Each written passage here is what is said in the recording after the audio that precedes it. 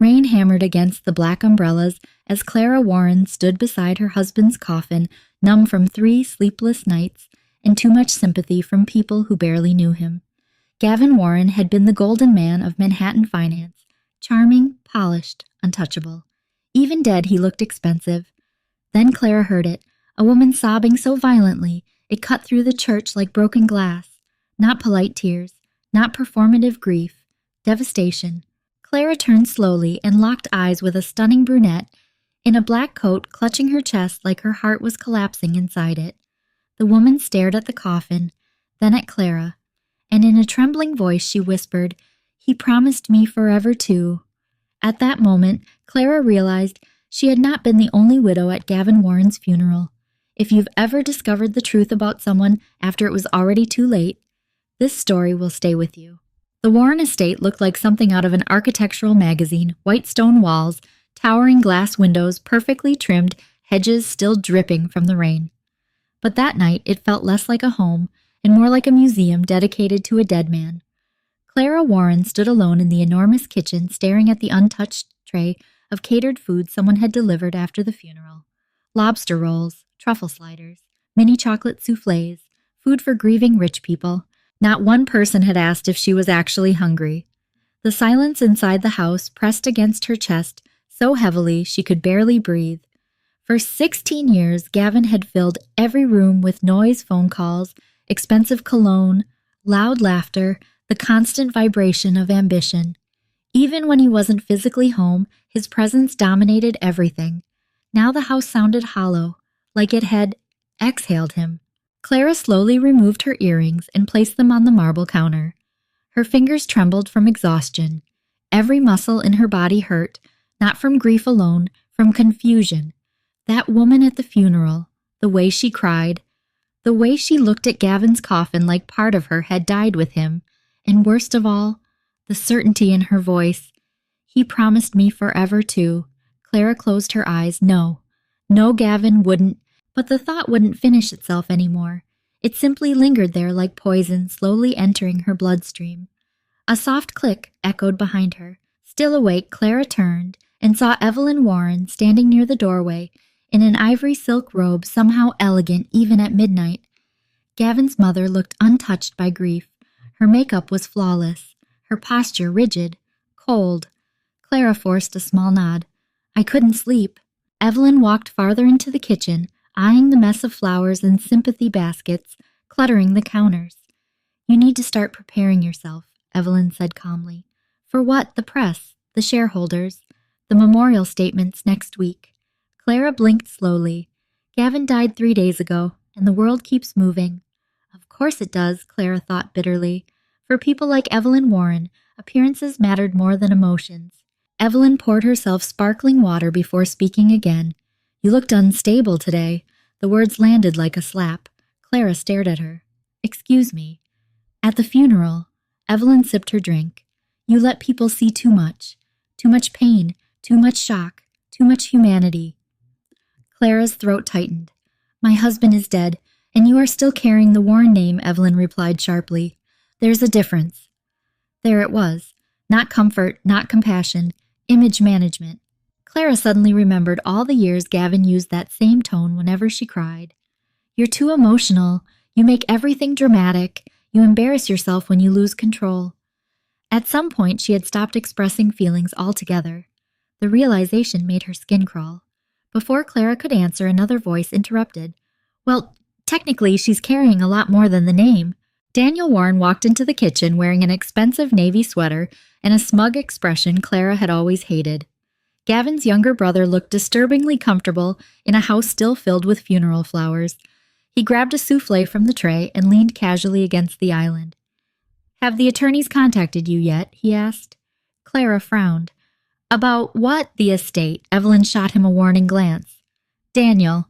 "What?" He shrugged. "It's practical." "Practical." Gavin had barely been buried. Clara folded her arms tightly. "I haven't spoken to anyone. You should." Daniel took another bite. The company situation is complicated. Complicated how Daniel exchanged a glance with Evelyn, and suddenly Clara noticed it. Tension. Not grief. Fear. Something cold slithered through her stomach. "What aren't you telling me?" she asked quietly. Evelyn immediately straightened. "Nothing you need to worry about tonight," which meant everything. Daniel smirked. "Gavin handled most financial matters himself. You probably don't even know half of what he owned."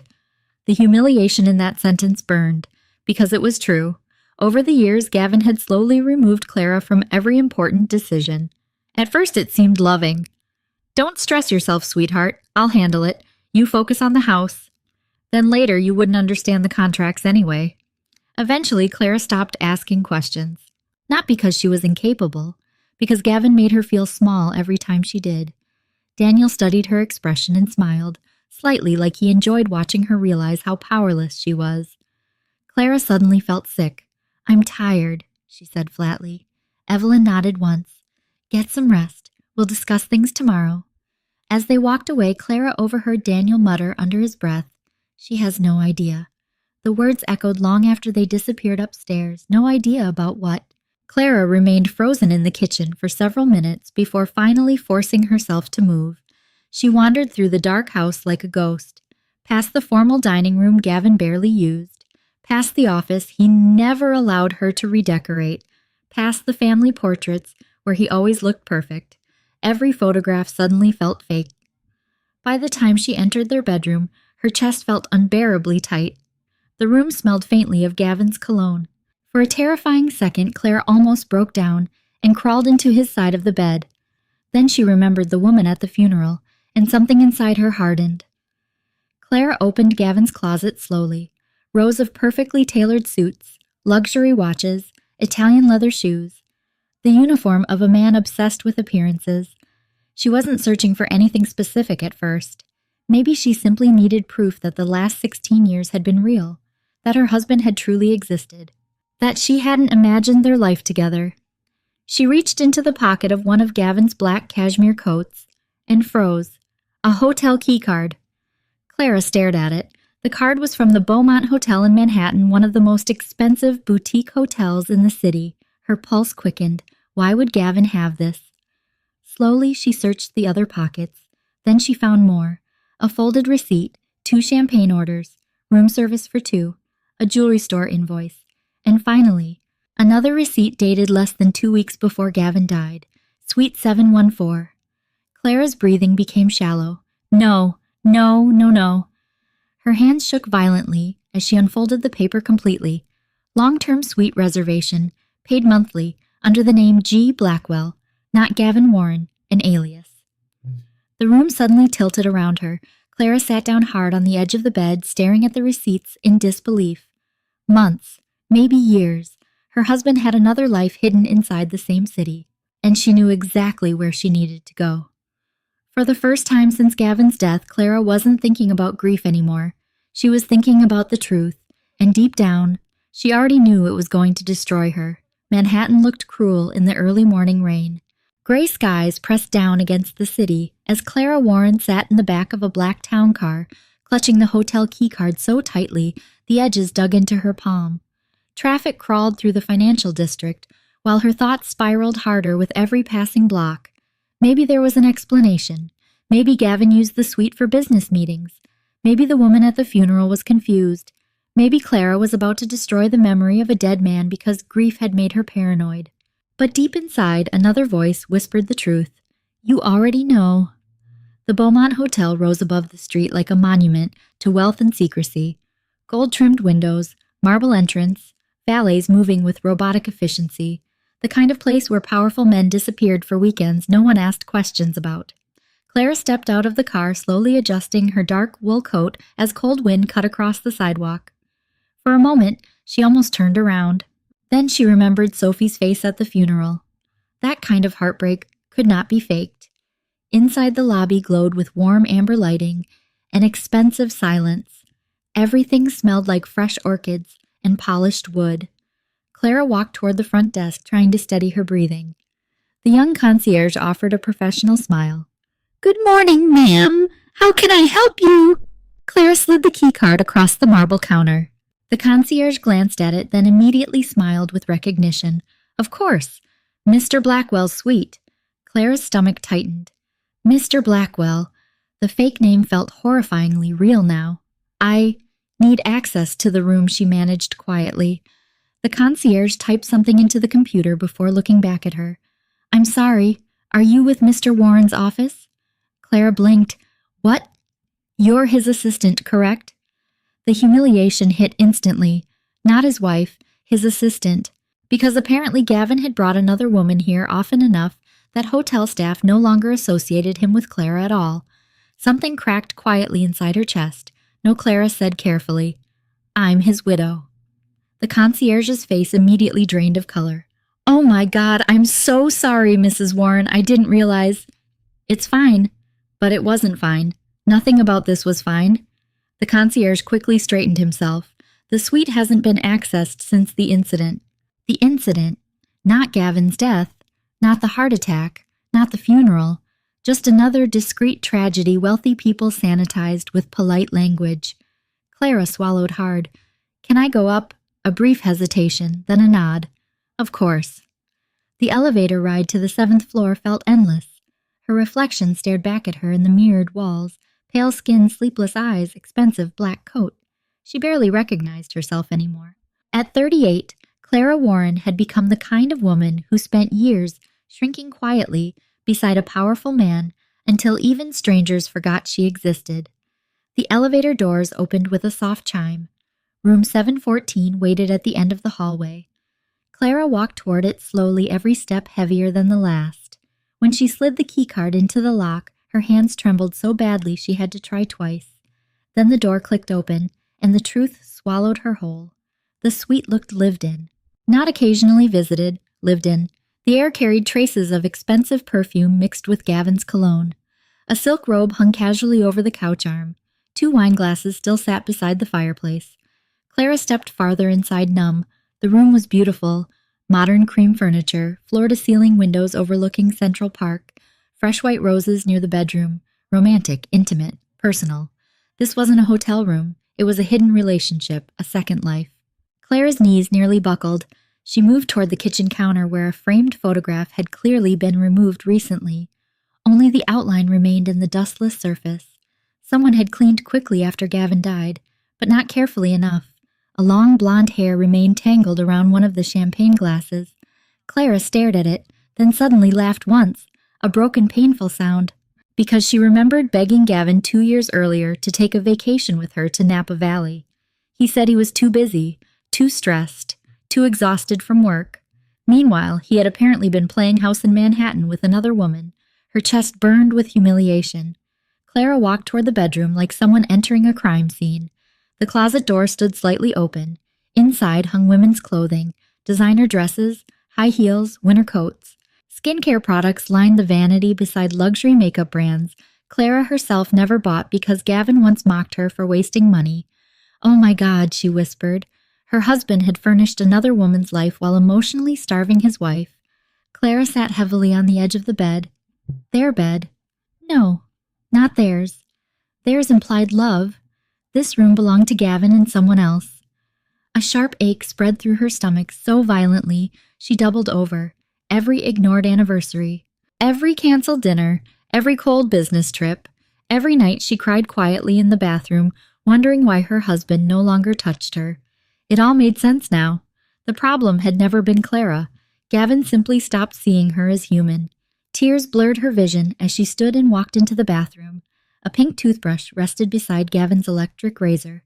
Domestic intimacy, tiny evidence of betrayal. Clara gripped the sink so hard her knuckles whitened. Then she saw it.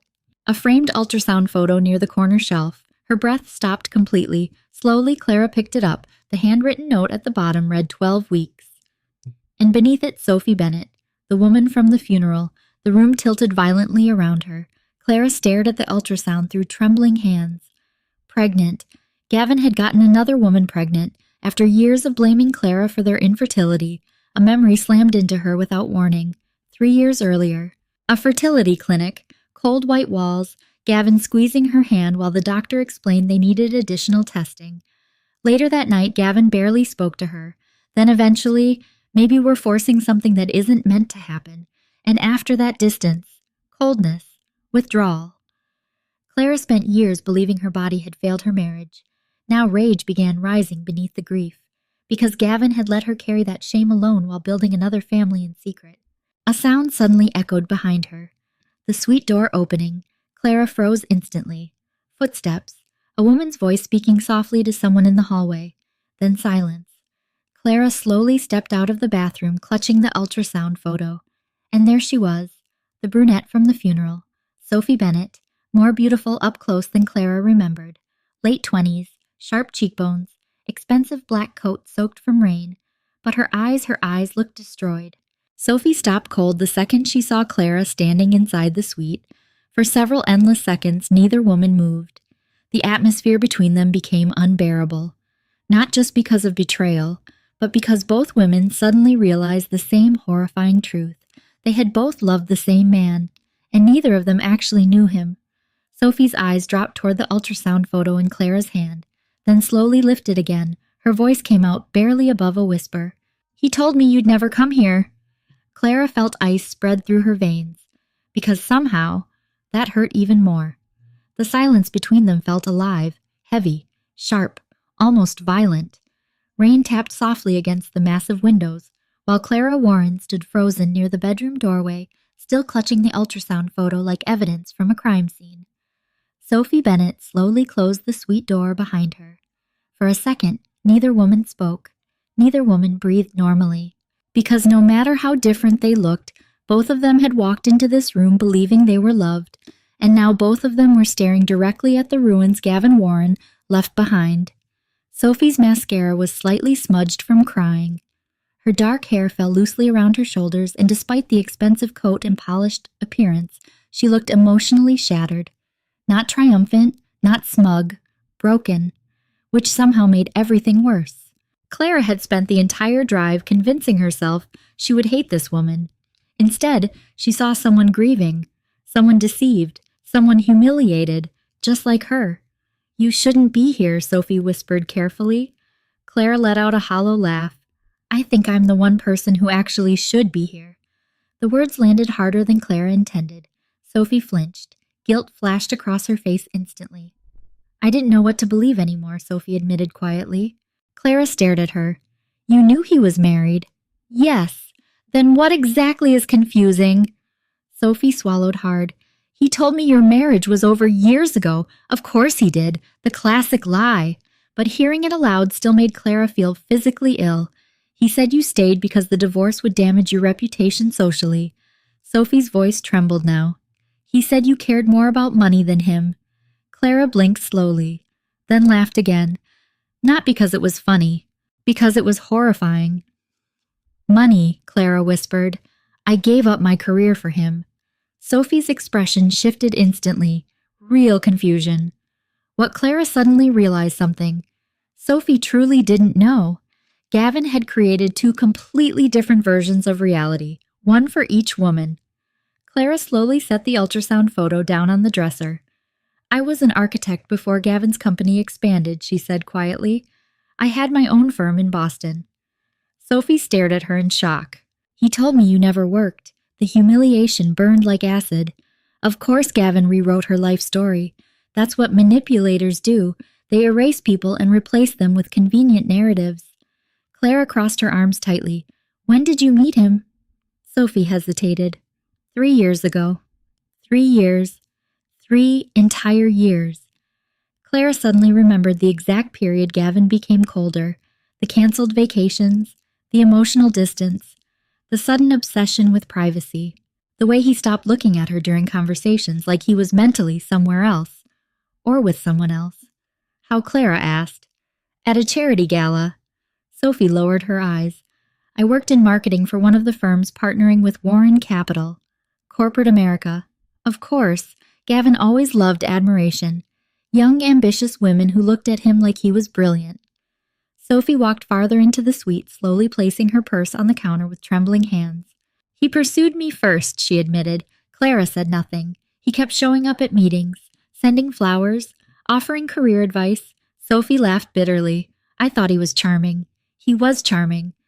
That had always been Gavin's greatest weapon. Not his intelligence, not his money, his ability to make people feel chosen, special, seen, until he no longer needed them.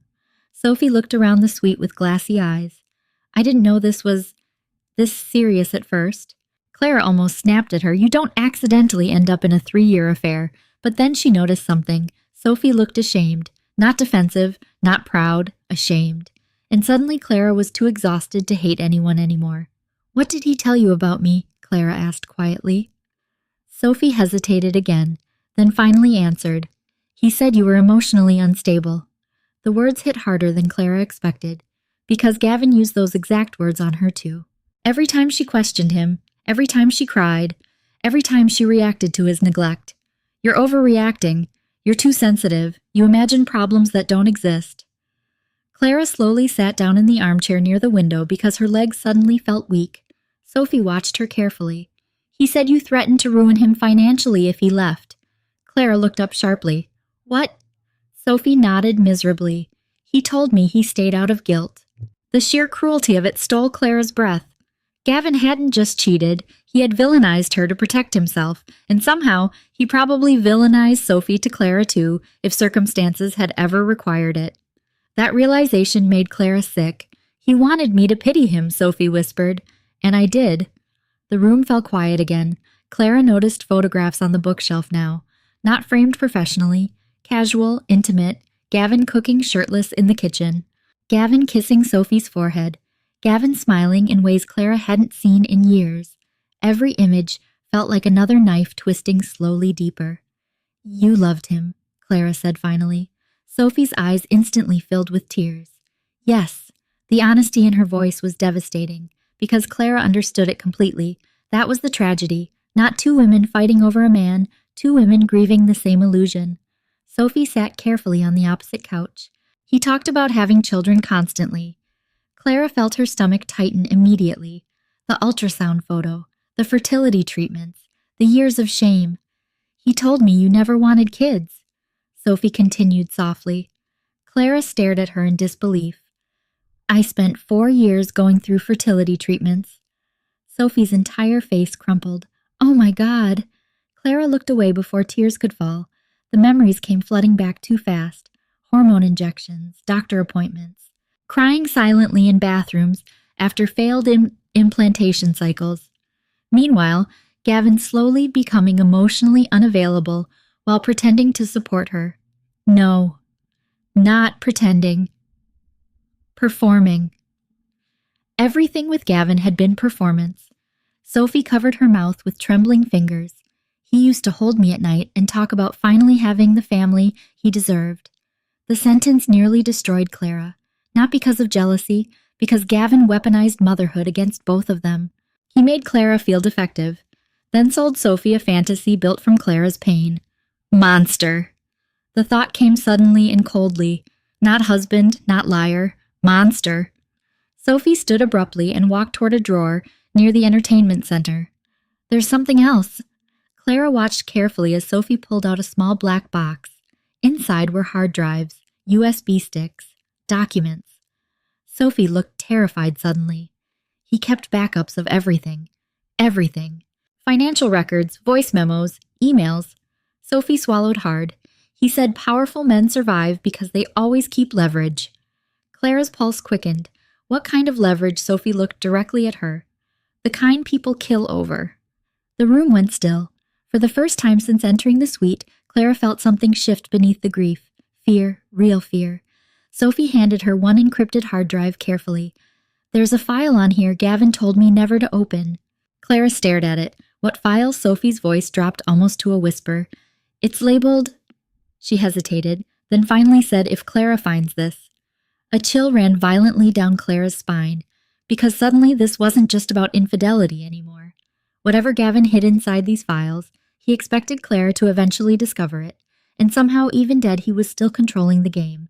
The rain outside intensified as Clara sat motionless at the dining table inside Suite 714, staring at the encrypted hard drive in her hand. If Clara finds this.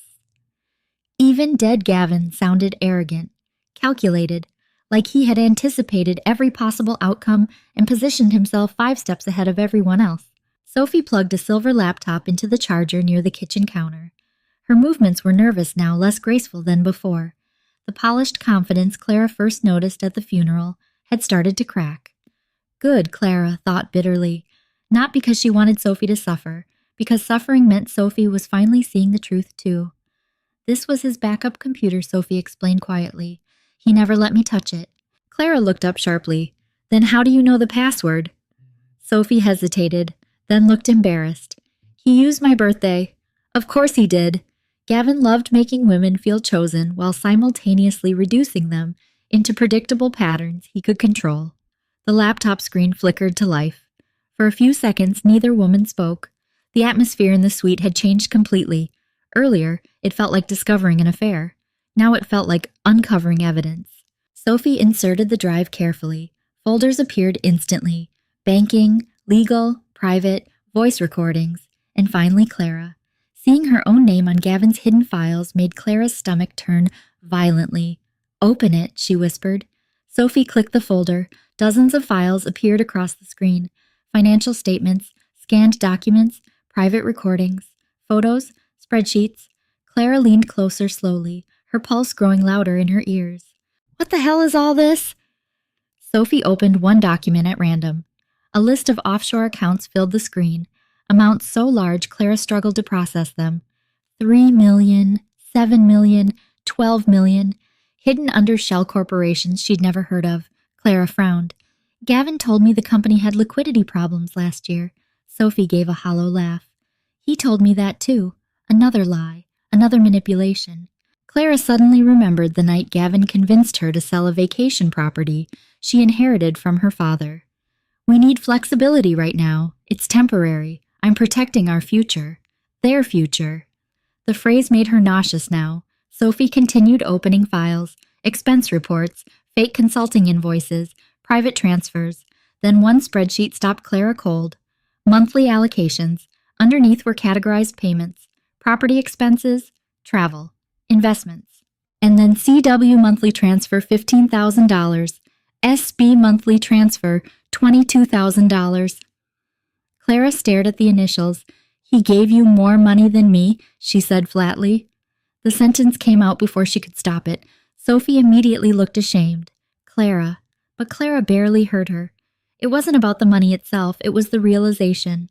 Gavin financially measured the women in his life like business expenses, controlled them through dependency, rewarded affection, punished resistance. Even after 16 years of marriage, Clara had unknowingly become another managed asset.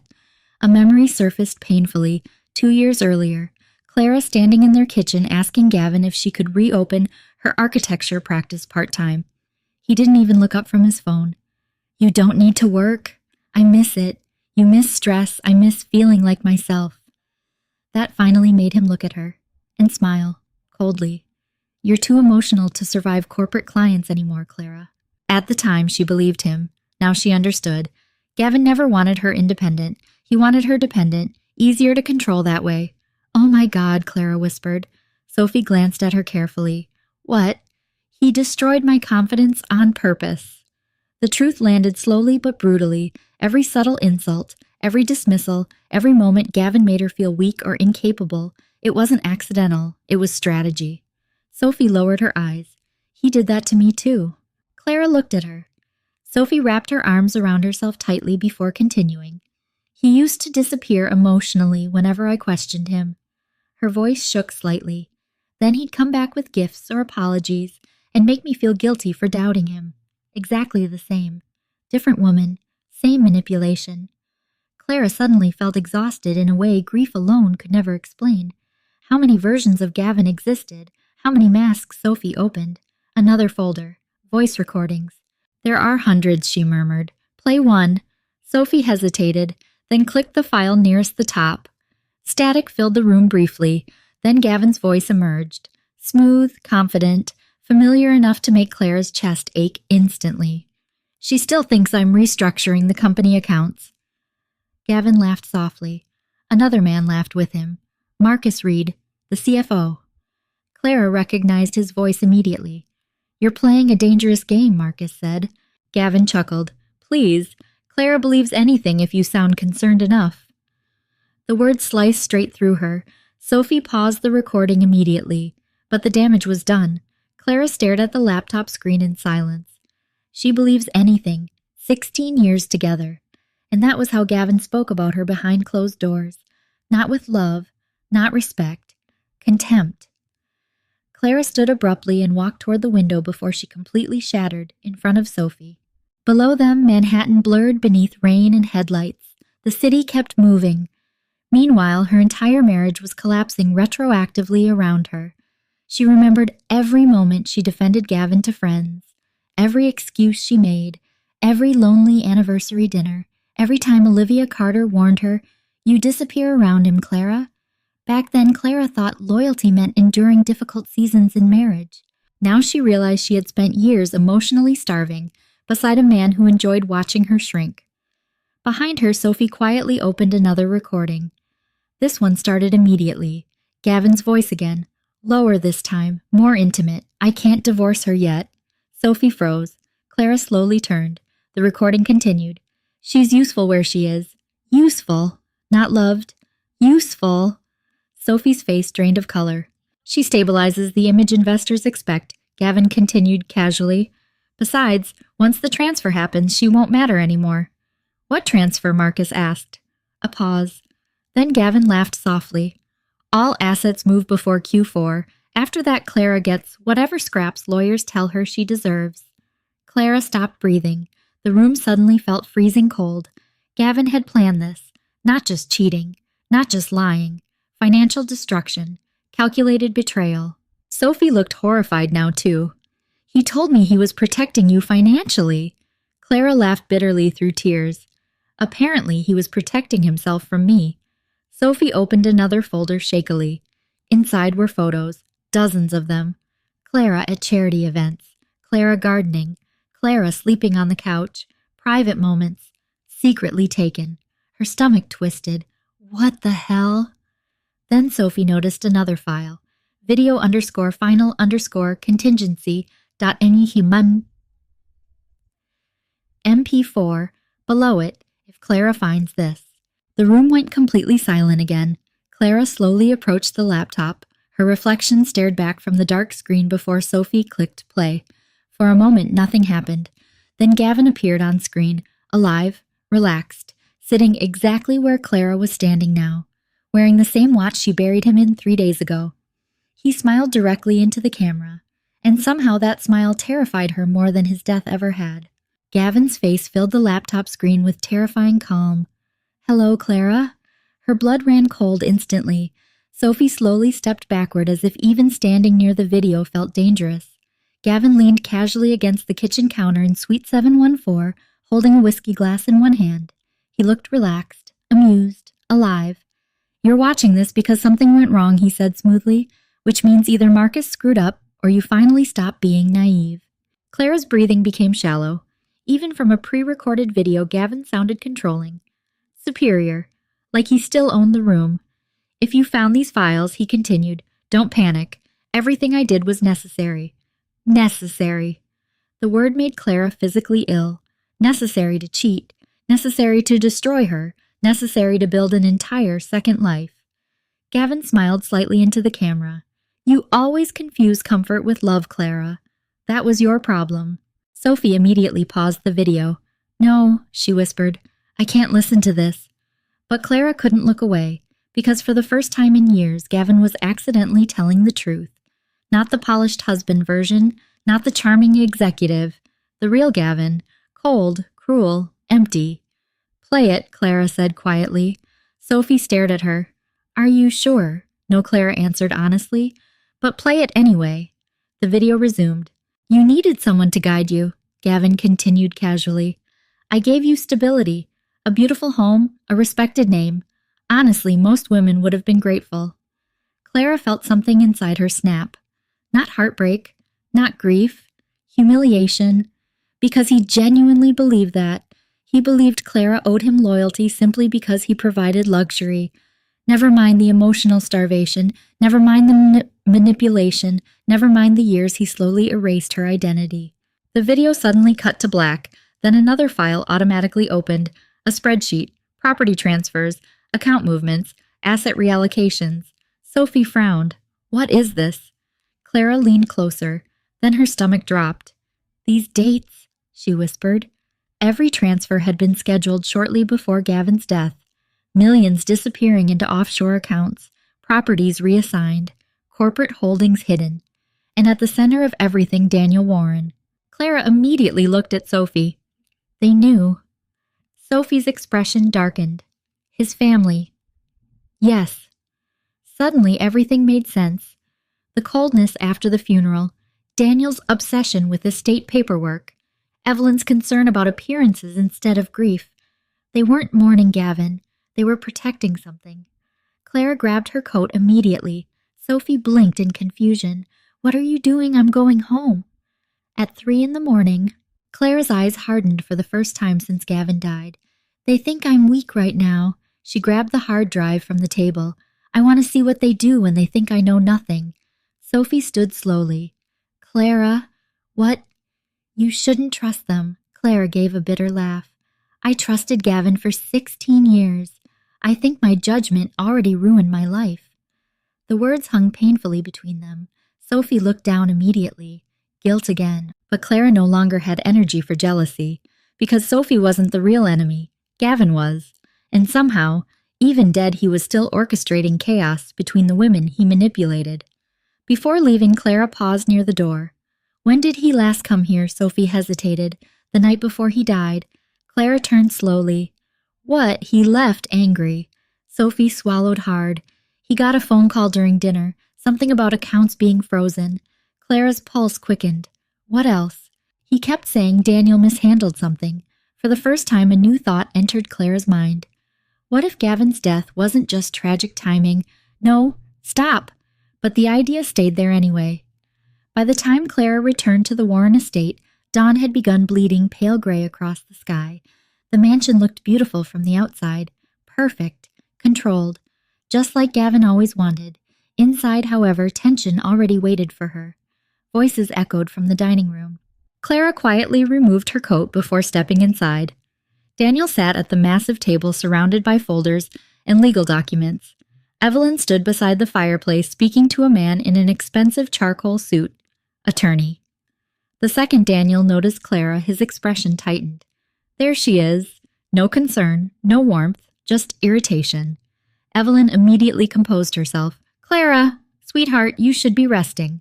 Sweetheart. The fake affection almost made Clara laugh. I could say the same thing to all of you, Clara replied calmly. The attorney stood politely. Mrs. Warren, I'm Richard Ellis, family counsel. Of course they already hired lawyers. 3 days after the funeral. Daniel gestured toward the table. We need signatures on a few temporary documents. Clara remained standing. What kind of documents? Routine estate management. Meaning? Daniel sighed dramatically like she was exhausting him already. Control of Gavin's voting shares, temporary operational authority, asset stabilization, translation. Give us everything before you understand what you own. Clara slowly looked around the room. Her husband's family, the people she spent 16 years trying desperately to please, and suddenly she saw them clearly for the first time. Predators. Not grieving relatives, predators circling weakened prey.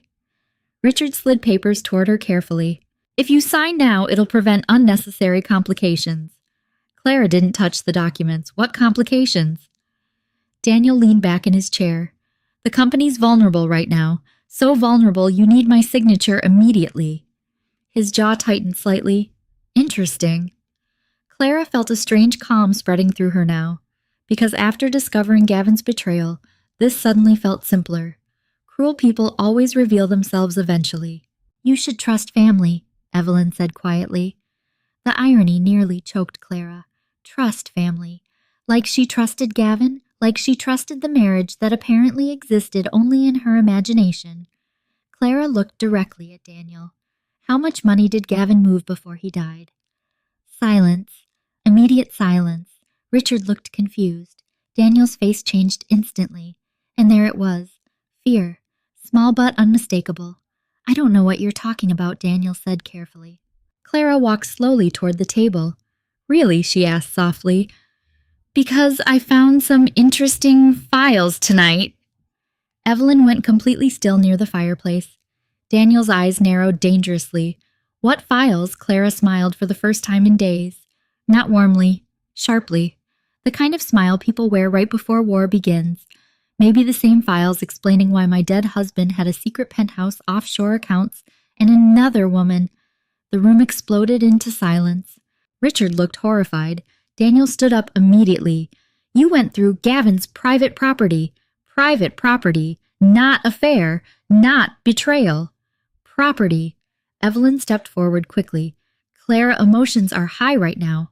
Oh, don't do that, Clara interrupted coldly. Everyone froze. Even she barely recognized her own voice. You don't get to call me emotional after treating me like an idiot for years. Daniel's expression darkened instantly. You need to calm down.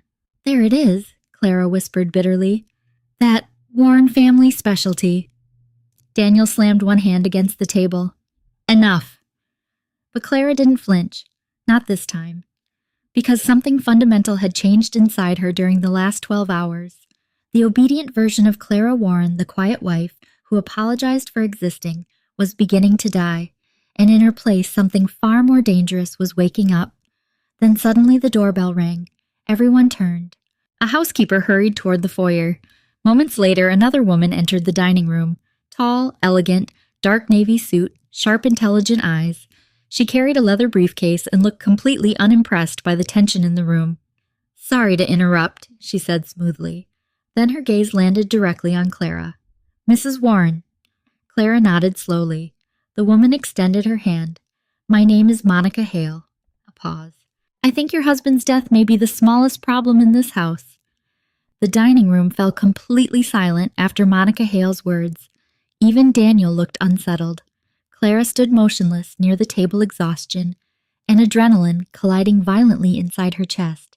24 hours ago, she thought she was burying her husband. Now she was standing inside a mansion full of lies, hidden money, corporate secrets, and people who clearly feared what she might discover.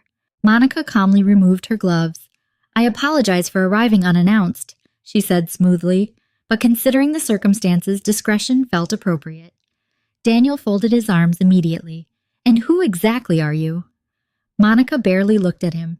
I'm an attorney. That doesn't answer the question. It answers enough. Daniel's jaw tightened. Good, Clara thought.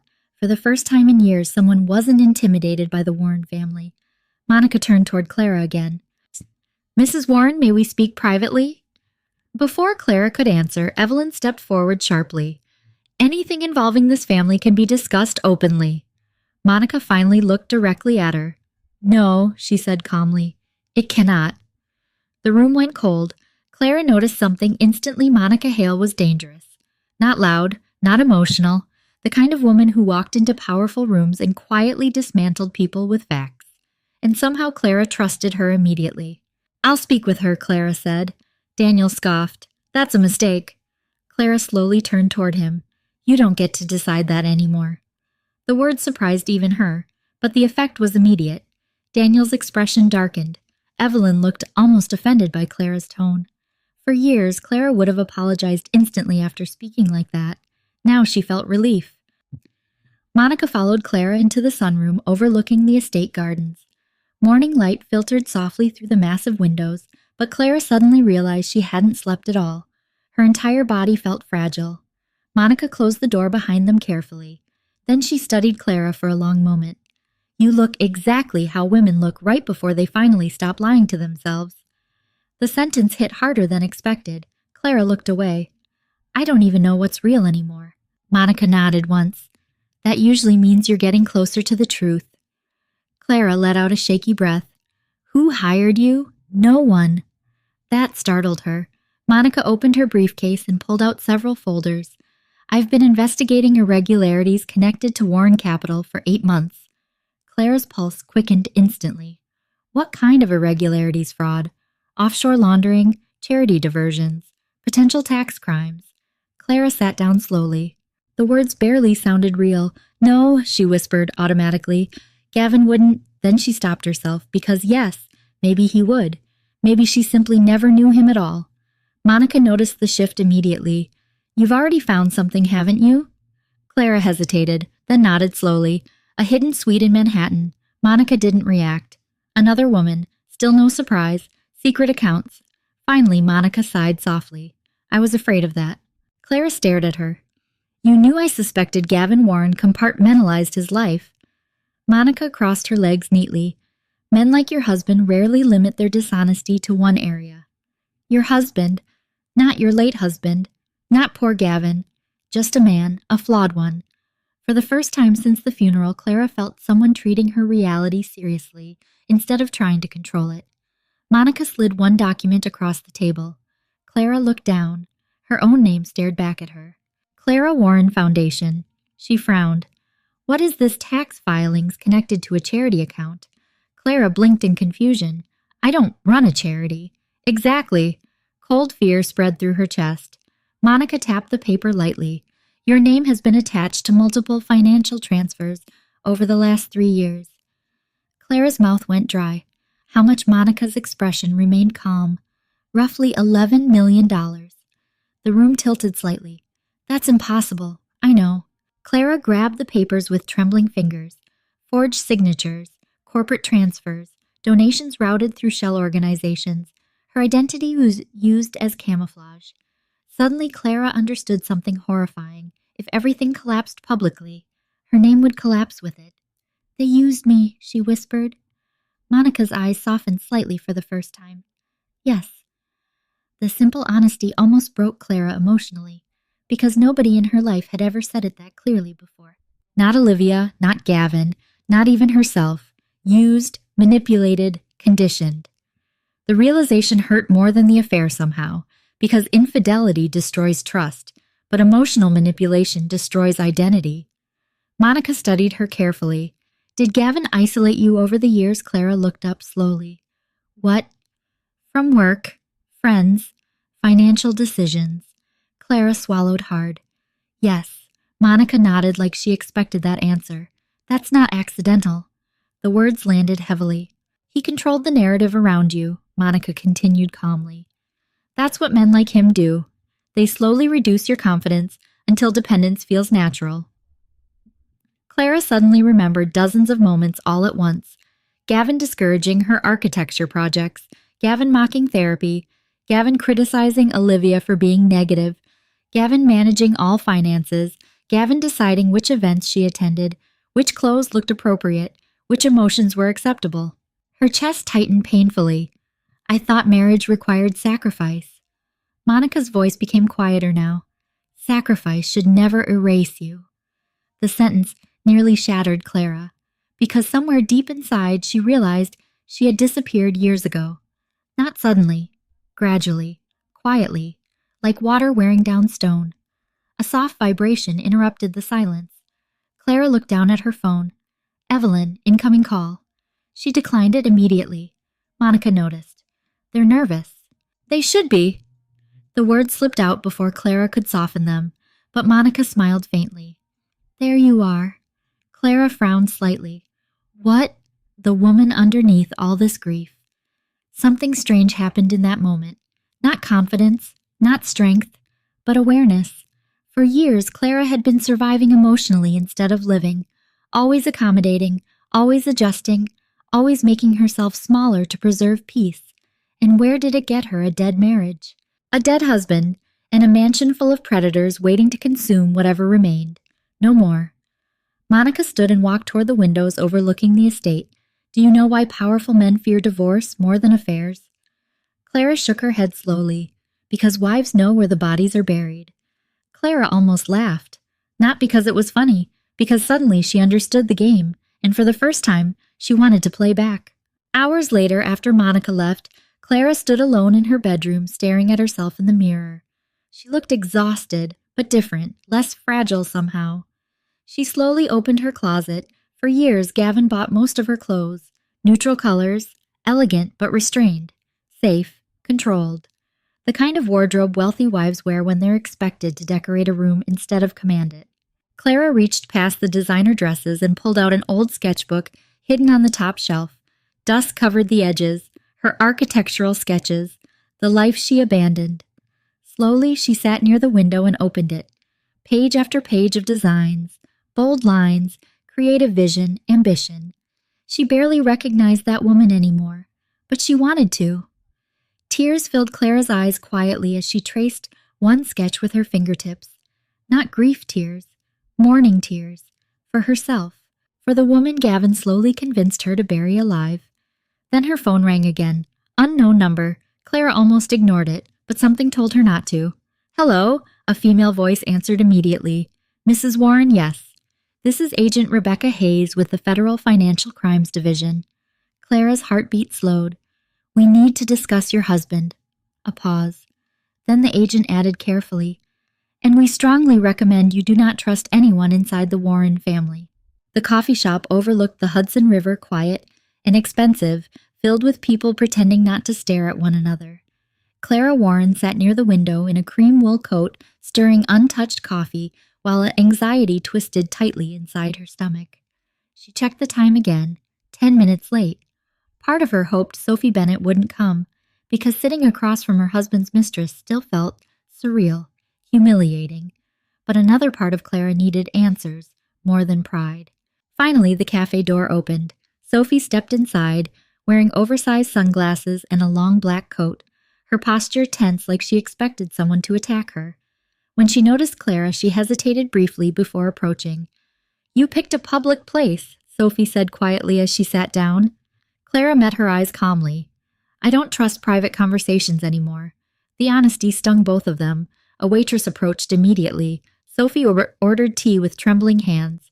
Clara noticed dark circles beneath her makeup now. Sophie looked exhausted, too. Good. Not because Clara enjoyed her suffering, but because pain made everything honest. For several moments, silence sat heavily between them. Finally, Sophie removed her sunglasses. I almost didn't come. I know. You probably hate me. Clara leaned back slowly. I thought I would. Sophie swallowed hard, but Clara stared out at the gray river before answering. But I think Gavin enjoyed making women compete for scraps of affection. The words landed heavily, because they were true. Sophie looked down immediately. He used to compare us without saying your name. Clara frowned. What do you mean he'd say things like... Sophie hesitated painfully. You're different from women who stop trying. A sharp ache spread through Clara's chest. Women who stop trying. Translation, women who age. Women who get comfortable. Women who become emotionally exhausted after years of neglect. Gavin had weaponized comparison constantly, even invisibly.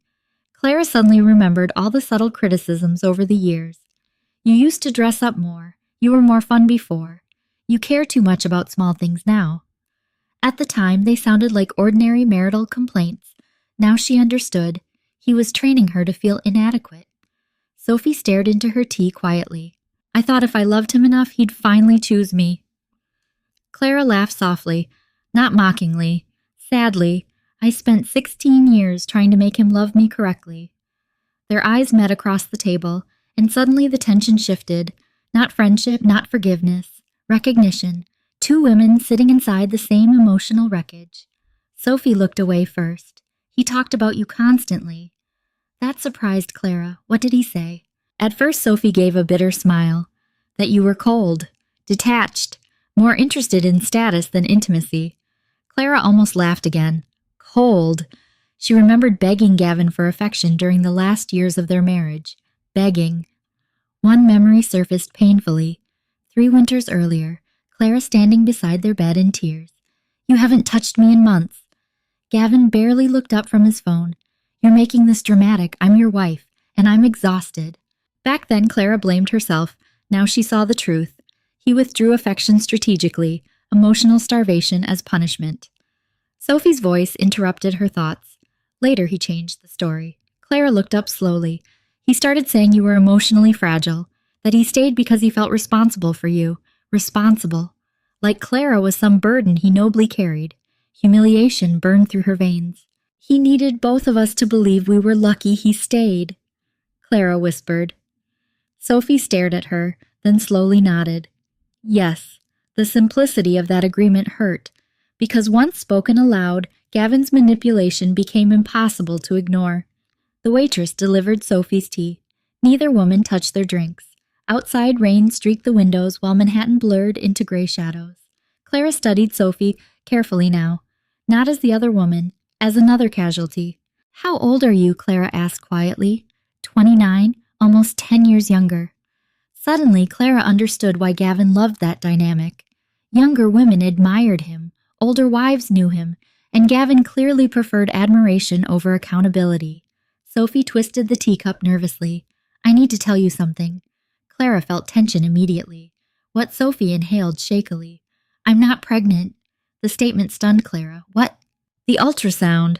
Sophie looked down. It wasn't current. Clara frowned in confusion. "Then why I lost the baby 8 months ago?" The cafe suddenly felt unbearably quiet. Sophie's eyes filled instantly with tears. She was clearly tired of crying. "He told me we'd try again." Something shattered inside Clara then. Not jealousy, not anger, grief. Because no matter how wrong Sophie's choices were, no woman deserved that kind of manipulation during loss. "He convinced me the miscarriage happened because I was too stressed about my career," Sophie whispered, "so I quit my job." Clara closed her eyes briefly. Of course he did. Gavin isolated women emotionally first, then financially, then psychologically. The pattern was undeniable now. Sophie wiped her eyes quickly, embarrassed. "I thought if I became the version of myself he wanted, things would get better." Clara stared at her for a long moment, then quietly said, "They never do." The sentence came from somewhere deep, somewhere wounded, because Clara spent years reshaping herself for Gavin too. Softer, smaller, more agreeable, less emotional, less demanding, less alive, and none of it saved the marriage anyway. Sophie suddenly reached into her purse. "There's something else you need to see." Clara stiffened immediately. Sophie pulled out a folded medical document. Her hands visibly shook. "He kept this hidden from me." Clara unfolded the paper slowly, then froze. Male fertility analysis. Patient name Gavin Warren. Date 4 years earlier. Diagnosis permanent infertility. Clara stopped breathing. No, no, no, no. Her vision blurred instantly. 4 years earlier, which meant during every fertility treatment, every failed cycle, every night Clara blamed herself. Gavin already knew. He knew, Clara whispered. Sophie nodded slowly, tears spilling down her face now. He knew the entire time. The world tilted violently around Clara. Years of shame slammed into her at once. Family members asking when they'd have children, friends announcing pregnancies, Evelyn subtly implying Clara wasn't giving Gavin a family. And all along, Gavin knew. He let her suffer anyway. Worse, he used her pain to control her, to manipulate Sophie, to play hero while secretly being the source of the problem. Monster! The word returned again. Not husband, not liar, monster. Clara pushed the papers away suddenly because her hands were shaking too hard. "I defended him," she whispered brokenly. "I defended him for years." Sophie looked equally shattered. "I loved him." Clara finally looked directly at her. "So did I." And that was the ugliest truth of all. Gavin Warren wasn't loved because he deserved it. He was loved because he expertly studied what women needed emotionally, then transformed himself into the illusion of it. Protection, affection, validation, safety, until dependence formed. Then came control. Clara leaned back, slowly exhausted. For a moment, neither woman spoke. Then Sophie quietly asked, "What happens now?" Clara looked out at the storm beyond the glass windows. The old Clara would have collapsed under all this pain. The old Clara would have hidden, apologized, stayed quiet, but that woman was dying now, slowly, painfully, necessary.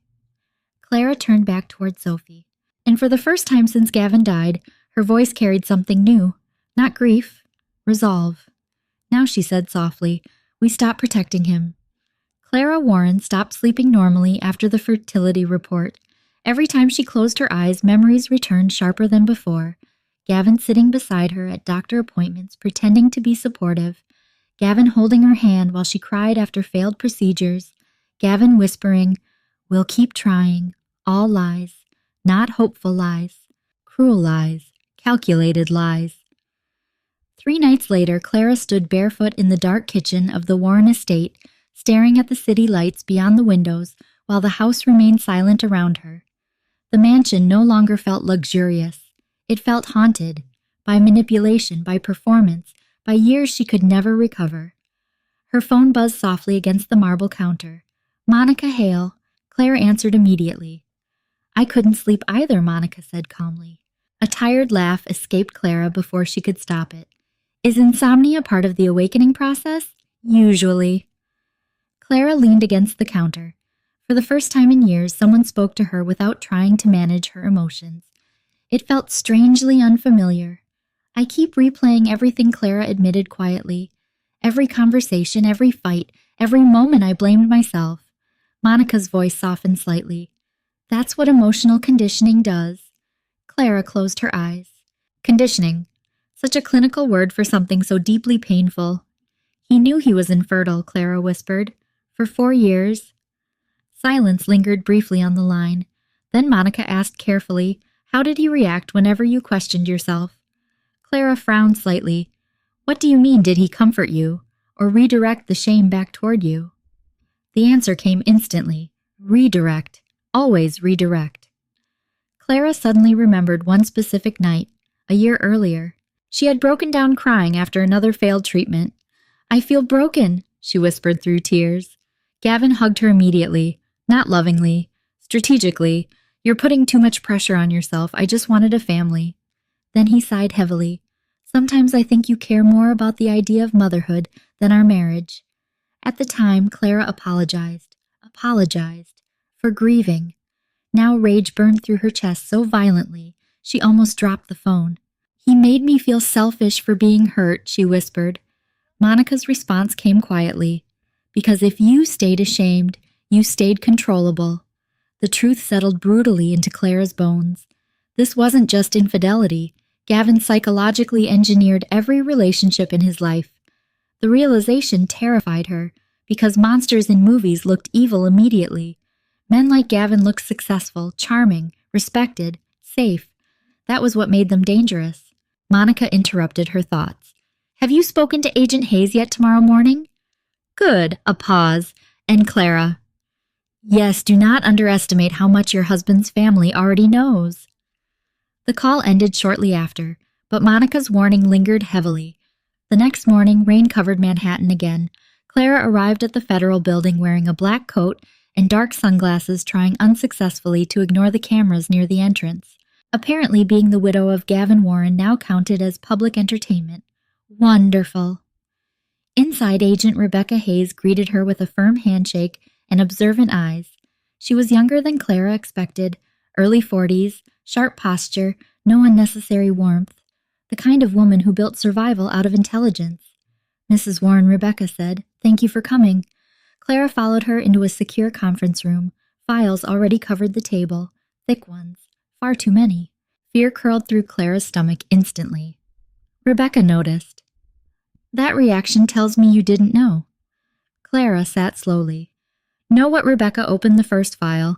Your husband was under investigation for financial fraud, charity laundering, tax evasion, and possible witness intimidation.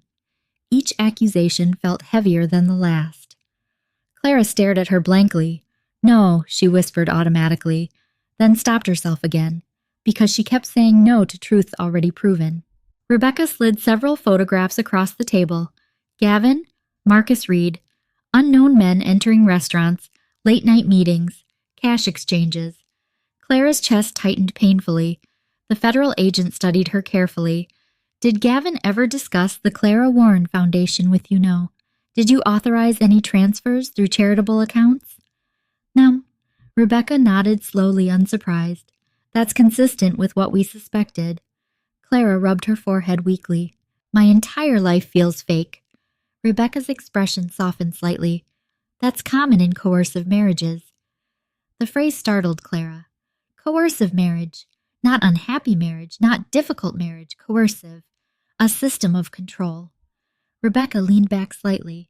Mrs. Warren? Gavin Warren understood human psychology extremely well. Clara let out a hollow laugh.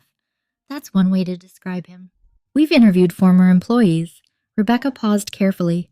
Most described him as charismatic publicly and emotionally manipulative privately. Exactly. That was the horror. Not one monster, hundreds of carefully managed versions. Rebecca opened another folder. We also believe your mother-in-law may be financially involved. Clara felt almost numb now. Nothing shocked her anymore. Evelyn always protected him. No, Rebecca corrected calmly. She may have built him. That sentence stayed with Clara long after the meeting ended. Built him, created him, taught him. Outside the federal building, Manhattan felt colder than usual. Clara walked slowly through crowded sidewalks while people rushed past carrying coffee cups and umbrellas, completely unaware her entire reality had collapsed in less than a week. Her phone rang suddenly. Daniel. She almost ignored it, then answered. What Daniel sounded irritated immediately. Where are you? Out! You've missed 2 meetings with the estate attorneys. Clara stopped walking. I didn't realize my husband's death came with attendance requirements. Daniel exhaled sharply. Stop being dramatic. There it was again, the Warren family reflex. Dismiss. Minimize. Control. Clara's voice became ice cold. Don't call me dramatic after your brother turned my life into psychological warfare. Silence. Then Daniel lowered his voice. You need to be careful what accusations you make. Not denial. Warning. Interesting. Clara looked up at the gray skyline. Were you involved? Daniel immediately scoffed. In what? Everything. A pause. Too long. Then finally, you don't understand how business works. Clara felt genuine hatred for the first time. Not grief, not disappointment, hatred. Because men like Gavin and Daniel always hid cruelty behind sophistication, as if intelligence excused exploitation, as if wealth transformed abuse into strategy. You sound exactly like him, Clara said quietly. Daniel's tone darkened. And you sound unstable. Clara actually smiled, because 6 days ago that word would have destroyed her emotionally. Now it exposed them. Every time powerful people feared women speaking clearly, they called them unstable, emotional, crazy, difficult. Clara finally understood the pattern. You know what's funny, she said softly. What? For years I thought surviving your family required silence. Daniel's breathing slowed carefully, and now Clara's eyes hardened. Now I think silence is the reason men like Gavin survive as long as they do. She hung up before he could answer. For the first time in 16 years, Clara Warren didn't feel small anymore, broken, yes, exhausted. Absolutely, but not small, and that terrified the Warren family far more than grief ever could.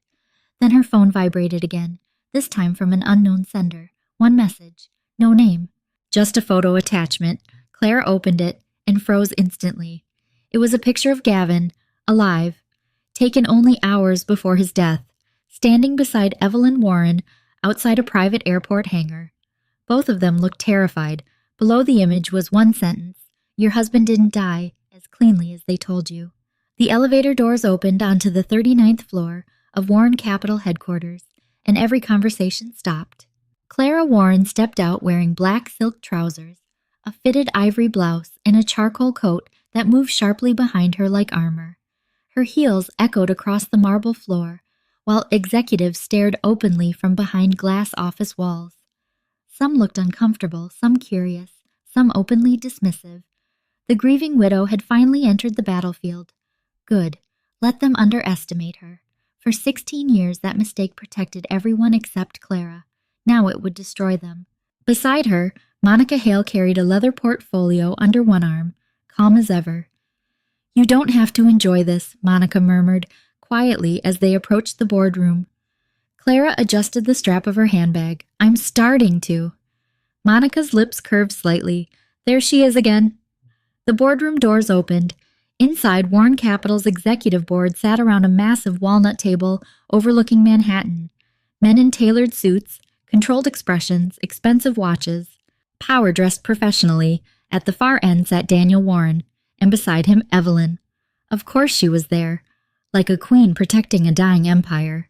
Daniel leaned back in his chair slowly as Clara entered. Well, he said coldly, look who finally decided to participate. Clara ignored him completely and took the empty seat directly across from him. The deliberate disrespect visibly irritated him. Good. A nervous CFO, Marcus Reed, sat near the windows, sweating despite the cold room temperature. The second Clara noticed him, she remembered Gavin's recordings instantly. She believes anything if you sound concerned enough. Marcus couldn't even meet her eyes. Coward. One of the board members cleared his throat awkwardly. Mrs. Warren first let me express condolences on behalf of the company. Clara looked at him calmly. Thank you. Professional. Controlled. No weakness. The old Clara would have entered this room apologizing for existing. This Clara sat like she belonged there. Because she did. Daniel folded his hands together.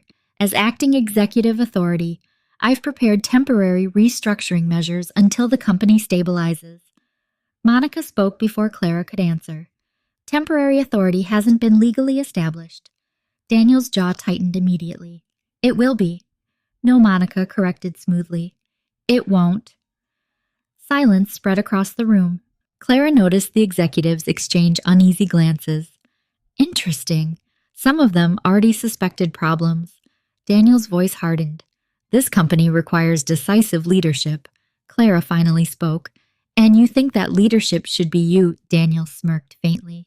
I think Gavin spent years preparing me. A strange calm settled over Clara, because suddenly she understood something deeply pathetic about the Warren men. They confused inheritance with intelligence. They thought power naturally belonged to them, and women existed to support it quietly. Clara folded her hands neatly on the table. You know what Gavin spent years preparing me for, Daniel? Looked annoyed already. What disappointment. Several executives shifted uncomfortably. Good, let them feel it. Daniel pushed several folders toward the board. As everyone knows, Gavin's passing creates operational instability. We need immediate authorization regarding shareholder voting rights. There it was. The real reason Clara had been dragged here. Control.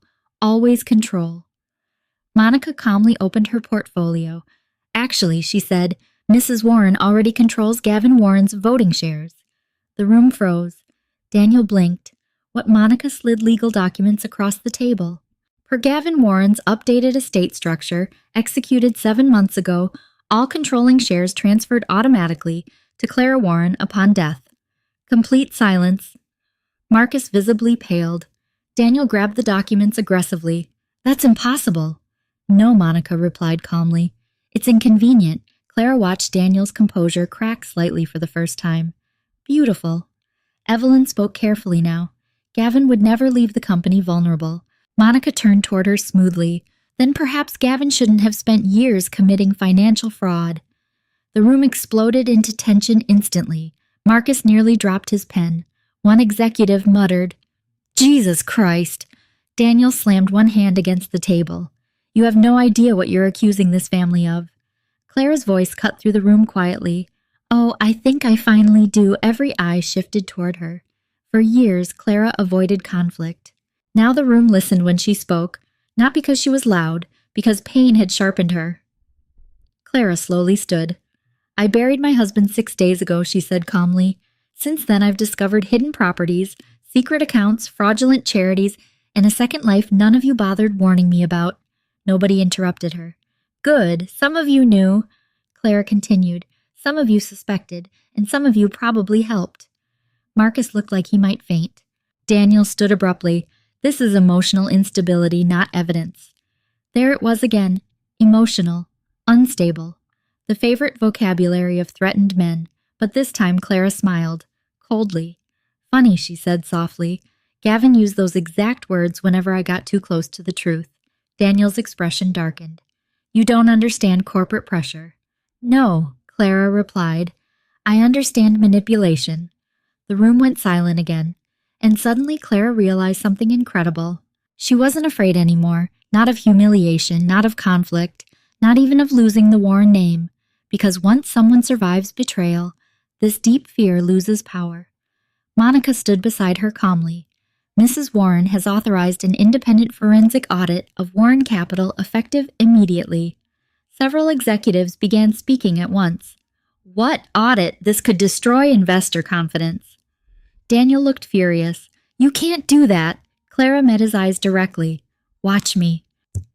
Marcus suddenly stood. We should remain calm. Clara turned toward him instantly. Did you laugh when Gavin mocked me? The question hit like a gunshot. Marcus froze completely. Nobody moved. Nobody breathed. Because now the room understood something dangerous. Clara Warren knew more than she should. Marcus tried recovering quickly. I don't know what you mean. Sure you don't. Clara watched sweat gather near his collar. Fear. Real fear. Good. For years, Clara carried shame that belonged to Gavin. Now she was handing it back, one piece at a time. Suddenly, Monica's phone vibrated. She glanced down briefly, then her expression sharpened. What Clara asked quietly. Monica looked up slowly. "We have a problem." Daniel smirked instantly. Already, Monica ignored him completely. Then she turned the phone toward Clara. A financial news alert filled the screen. Warren Capital under federal review after leaked fraud allegations. The article had already gone public. Clara's pulse slowed strangely. Not panic, clarity. The empire was cracking. Daniel grabbed his own phone immediately, face draining of color as more notifications flooded in. Board members began speaking anxiously all at once. Stock concerns, press inquiries, emergency responses, chaos, pure chaos. And in the middle of it, Clara stood perfectly still. Because for the first time since Gavin died, she finally understood something. The Warren family built their entire power on silence. Women staying quiet, employees staying loyal, victims staying ashamed. But silence was over now, and the moment powerful men lose control of the narrative, they become terrified. Daniel looked up at Clara with genuine hatred burning in his eyes. "You're destroying this company." Clara stared back calmly. "No," she said quietly. "Your family already did." The media attack began less than 12 hours later. By morning, Clara Warren's face covered every financial news site in America. Gavin Warren's widow accused of corporate sabotage. Insiders claim Clara Warren, emotionally unstable. Was the Warren marriage falling apart before his death? Clara stared at the television inside the estate living room, while another blonde anchor discussed her like entertainment. Sources close to the Warren family describe Clara Warren as emotionally volatile in recent months. Emotionally volatile. There it was again, the language powerful people used when women stopped obeying quietly. Olivia Carter muted the television instantly. "This is disgusting." Clara sat curled into the corner of the sofa wearing one of Gavin's old sweaters, though she hated herself for still finding comfort in it. The mansion felt colder every day. Not physically. Spiritually, like every room still carried Gavin's manipulation inside the walls. Olivia sat beside her carefully. "You know Evelyn leaked these stories, right?" Clara nodded slowly. "Of course she did. After the boardroom disaster, Warren Capital stock dropped 14% overnight. Investors panicked, Federal Review rumors spread across every business channel, and suddenly the Warren family needed a villain. Not Gavin, not Daniel, not corporate fraud. The grieving widow, classic. Olivia reached for Clara's hand gently. "You don't have to read this stuff. I do. Why?" Clara looked back toward the frozen television screen. "Because this is how they survive." Olivia frowned slightly. "They humiliate women publicly until defending themselves feels embarrassing." The realization came with painful clarity now. For years, Clara thought manipulation required shouting or violence. But reputational destruction, psychological isolation, public humiliation disguised as concern. That was how wealthy families maintained power. Olivia squeezed her hand softly. "You're not alone anymore." The words nearly broke Clara emotionally, because for so long, she had been alone, even inside marriage. Especially inside marriage. Before she could answer, the front gate buzzer sounded downstairs. Olivia looked confused. "Are you expecting someone?" "No." A few moments later, the housekeeper entered nervously. "There's a Ms. Bennett here." Silence filled the room. Olivia immediately stiffened. Sophie Clara closed her eyes briefly. This situation still felt surreal, but strangely, not unbearable anymore. "Send her in." Olivia looked at Clara carefully. "You sure know?" Clara answered honestly, "But yes." A minute later, Sophie entered the living room carrying a tablet against her chest like a shield. She looked exhausted again, but different this time. Less fragile, more angry. Good. Anger meant awakening. Sophie stopped awkwardly near the doorway when she noticed Olivia. "This is Olivia Carter," Clara explained quietly. "My best friend." Sophie nodded politely. Olivia gave her a cautious look, but remained silent. Fair. Nobody expected instant trust. Sophie slowly walked toward Clara. "They're attacking you everywhere."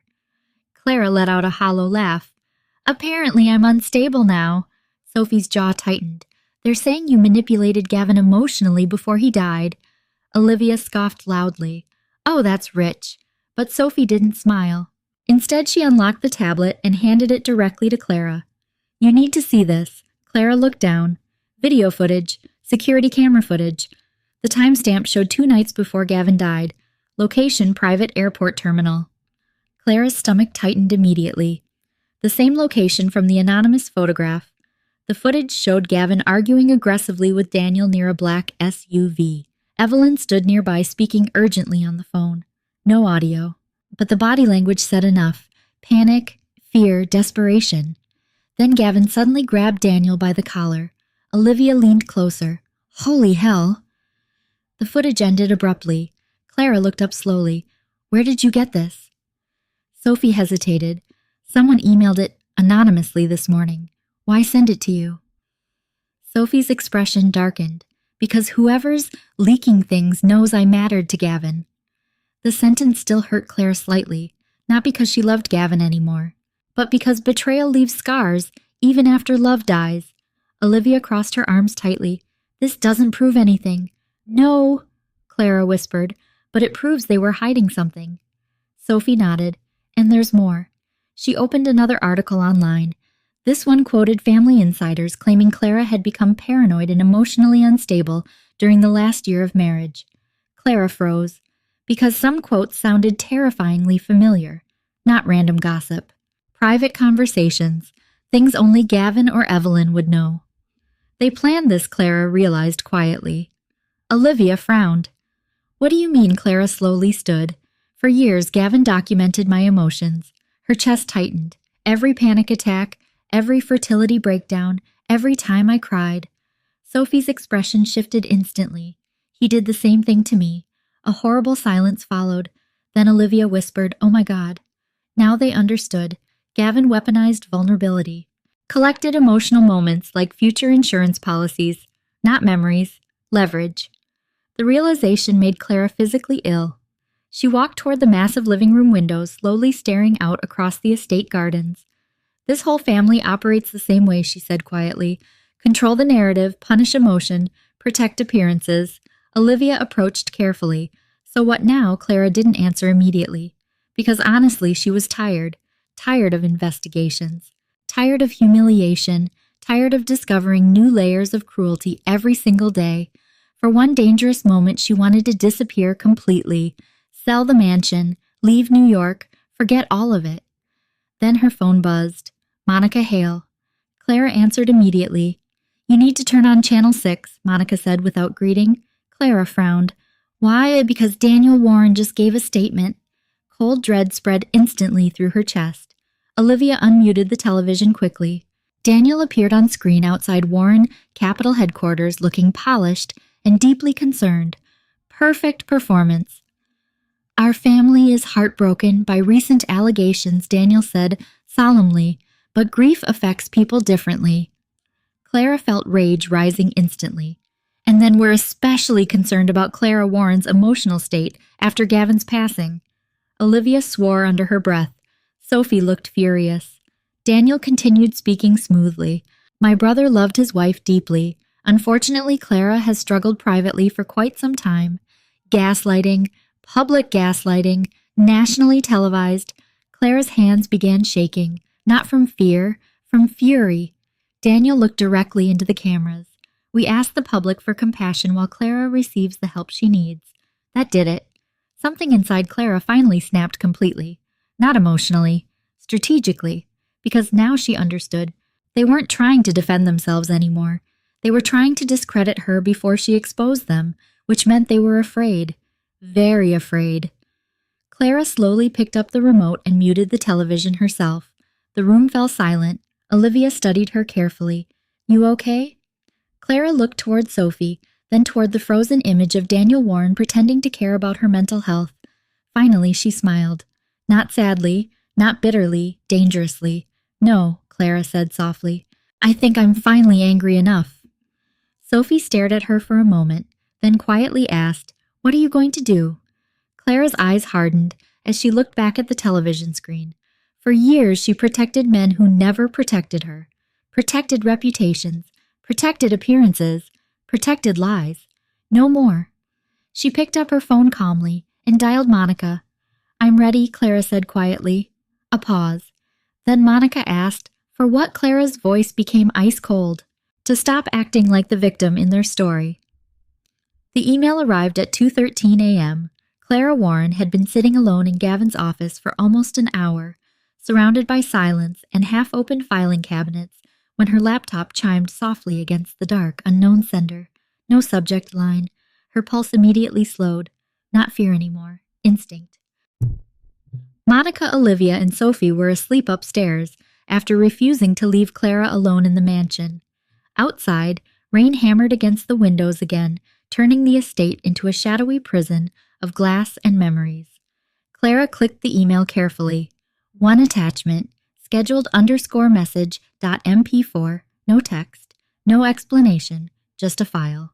Her hands tightened around the laptop slightly. Then she opened it. Gavin appeared on screen instantly. Alive, beautiful, monstrous. He sat inside the Manhattan suite wearing a dark cashmere sweater, whiskey resting beside him while soft jazz played somewhere in the background.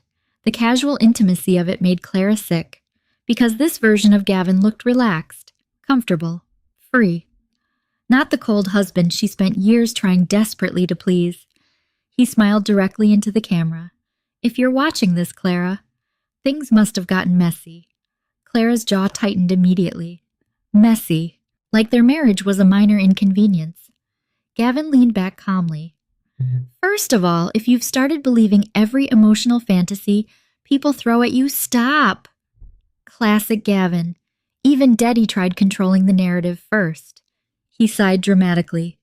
"I know you probably found Sophie by now." Found. Like Sophie was misplaced property, not a human being. Clara felt disgust crawl beneath her skin. Gavin swirled his whiskey slowly. "You always had a talent for making yourself the victim, Clara. That's why I stopped trying to explain things years ago." The words hit harder than expected, not because Clara believed him anymore, because part of her once did. That was the real damage Gavin caused, not temporary pain, internalized doubt, years of psychological erosion. On screen, Gavin smiled faintly again. "You confuse emotional intensity with truth." Clara's breathing sharpened. God, he really thought he was smarter than everyone, even now, especially now. The video continued. "Yes, I had relationships outside the marriage." Gavin shrugged casually. Successful men usually do. Clara stared at the screen in disbelief, no remorse, no guilt, just entitlement. As for Sophie, Gavin smirked slightly. "She needed saving almost as much as you did." Rage flashed through Clara instantly. He reduced women into emotional projects, people to rescue, control, shape, then discard. Gavin leaned closer toward the camera. "You should understand something by now, Clara. Love was never the problem." Clara froze. Dependency was. The sentence lingered in the room like poison, because suddenly everything became horrifyingly clear. Gavin never wanted partnership, he wanted emotional ownership, control disguised as devotion. He continued calmly. "You needed someone to make decisions for you. Sophie needed someone to validate her. I gave both of you purpose." Purpose! Clara almost slammed the laptop shut. 16 years, reduced to psychological management. Tears burned her eyes suddenly, not because she missed him, but because she mourned how thoroughly she lost herself, trying to earn love from someone fundamentally incapable of giving it. Then Gavin's expression shifted slightly, more serious now. "There's something else you need to know." Clara stiffened. "If federal investigators contact you, cooperate carefully." Her pulse quickened instantly. Gavin looked directly into the camera. "There are accounts even Daniel doesn't know about." Silence filled the office. Then Gavin laughed softly. Actually, Daniel rarely knew as much as he thought he did. For the first time, Clara noticed genuine contempt in Gavin's voice when speaking about his brother. Interesting. Gavin took another sip of whiskey. "Mother, however..." A pause. "That's a different conversation." Cold fear slid through Clara's chest. Evelyn. Always Evelyn. Even Rebecca Hayes suggested she was more involved than anyone realized. Gavin rubbed one hand across his jaw slowly. If things collapse publicly, they'll sacrifice you first. Clara stared at him, not because the statement surprised her, because he sounded almost amused by it. They already started planting instability narratives years ago, Gavin continued casually. Just in case. Years ago. Clara's stomach dropped violently. Years. Not after his death, not during investigation. Years. The panic attacks, the fertility depression, the isolation. They documented all of it intentionally, a future defense strategy. God. The room suddenly felt suffocating. Gavin's voice lowered slightly. You should have paid more attention, Clara. There it was again. The cruelty disguised as sophistication. He always made pain sound intellectual, like suffering around him reflected weakness instead of abuse. Then his expression darkened for the first time. And if you found the lake house? Clara's breath caught instantly. Lake house. Then things are worse than I expected. Gavin stopped speaking briefly. For the first time in the entire video, he looked genuinely uneasy. Not guilty, afraid, interesting. He looked off camera before continuing carefully. There are recordings there. Clara leaned closer slowly. What recordings, she whispered. Gavin continued speaking like he could hear her somehow. If Mother realizes what I kept... Another pause. Then he smiled again suddenly. Cold, controlled, back in character. Well, I suppose none of that matters now. Monster. The word returned instantly, not because Gavin lacked emotion, because he understood emotions perfectly and weaponized them anyway. The video neared its end. Gavin leaned toward the camera one final time. You know what your biggest problem always was, Clara.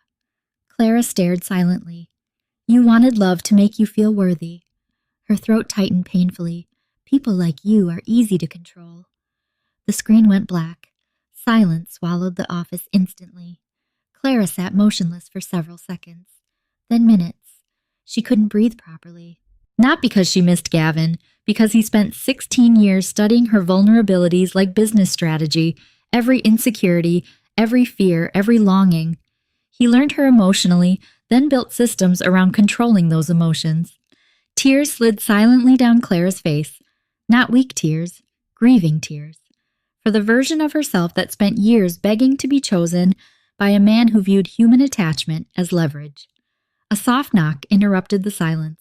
Olivia slowly opened the office door. Clara. One look at her face and Olivia rushed inside immediately. Oh my God, what happened? Clara couldn't answer right away. Olivia sat beside her quickly. Talk to me. Clara looked down at the frozen black laptop screen, then finally whispered, he never loved anyone.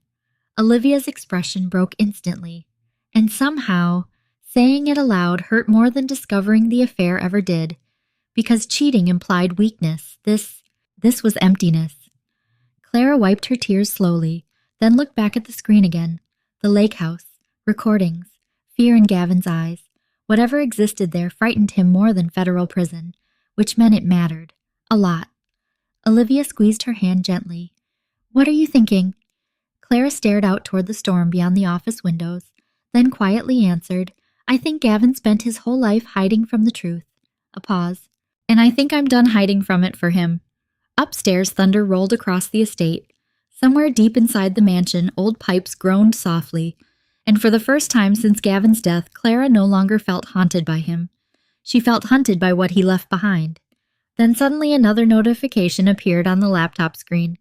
Automatic file unlock completed. A hidden folder appeared. Lake House Archive. Clara's pulse slowed instantly, because now there was only one thing left to do. Find out what Gavin was truly afraid of. The lake house sat at the edge of northern Vermont like a secret someone tried to bury under pine trees and silence. Rain poured across the empty road as Clara gripped the steering wheel tightly, headlights cutting through thick fog, while Sophie sat quietly beside her in the passenger seat. Neither woman had spoken much during the 3-hour drive.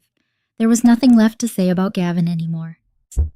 Now there were only answers. And fear. You sure this place is real?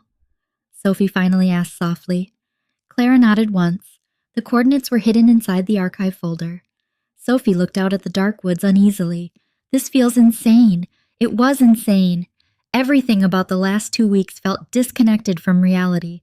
A funeral, a mistress, fraud, manipulation, federal investigations, secret recordings, and now 2 women driving through a storm to uncover whatever terrified a dead man. The headlights finally illuminated wrought iron gates ahead. Blackwater Lake property. Clara slowed the car. Beyond the gates, a long private road disappeared into darkness. Sophie swallowed hard. This is creepy. Clara almost agreed, but something colder settled inside her instead. Clarity. Because somewhere along the way, fear stopped controlling her. Pain burned it out. The gate code from Gavin's archive worked immediately. Of course it did. The road curved through dense trees before the lake house finally appeared. Massive, modern, beautiful. Glass walls overlooking black water under the stormy sky. Another hidden world Gavin built without her. The realization no longer shocked Clara. It exhausted her. They stepped inside cautiously.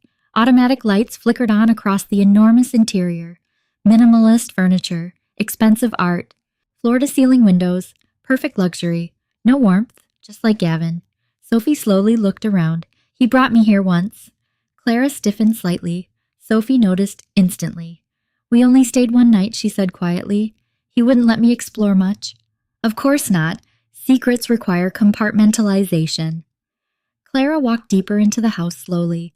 The silence felt unnatural, like the property itself was holding its breath. Then she noticed something strange near the fireplace. Security monitors, multiple camera feeds, the entire property had surveillance coverage. Sophie frowned. Why would he monitor everything Clara already knew the answer? Control. Gavin documented everything. People, conversations, weaknesses. He collected leverage the way other people collected memories.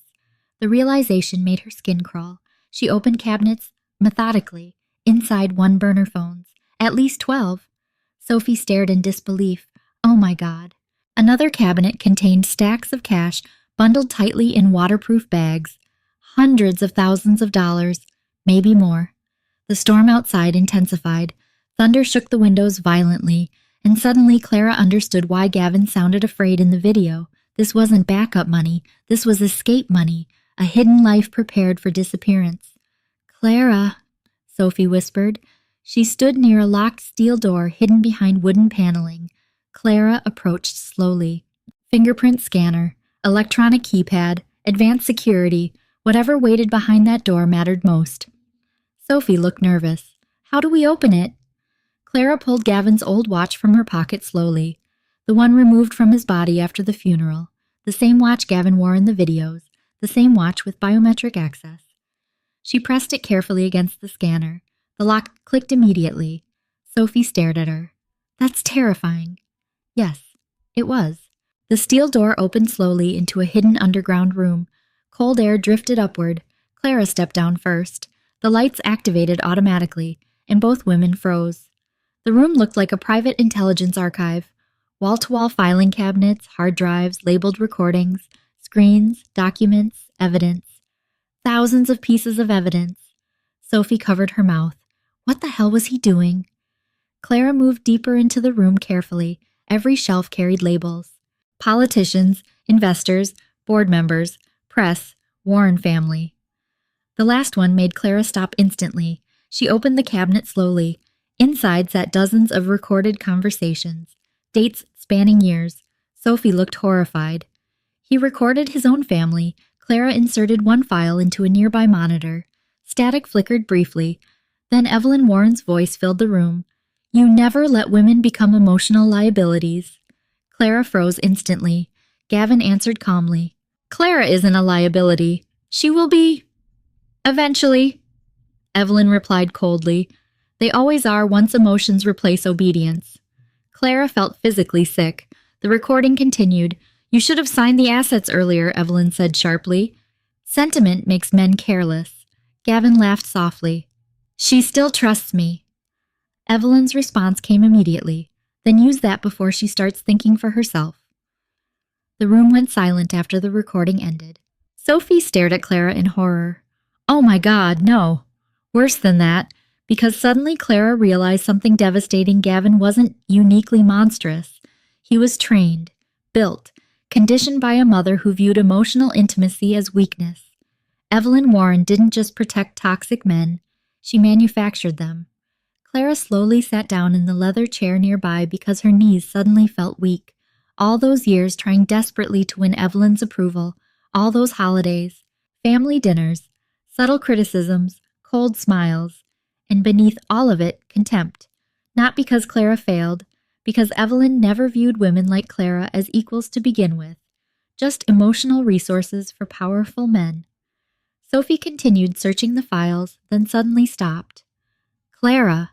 Her voice sounded wrong, shaky. Clara stood immediately. What Sophie pointed toward another folder, death contingency. Cold dread spread through Clara instantly. She opened it carefully. Inside sat airport records, financial movements, medical reports, then one final video file, Evelyn_conversation_private. Clara pressed play. The footage showed Gavin pacing inside this exact underground room, agitated, panicked. Evelyn sat calmly nearby drinking wine. You're overreacting, Evelyn said coldly. The investigation is accelerating.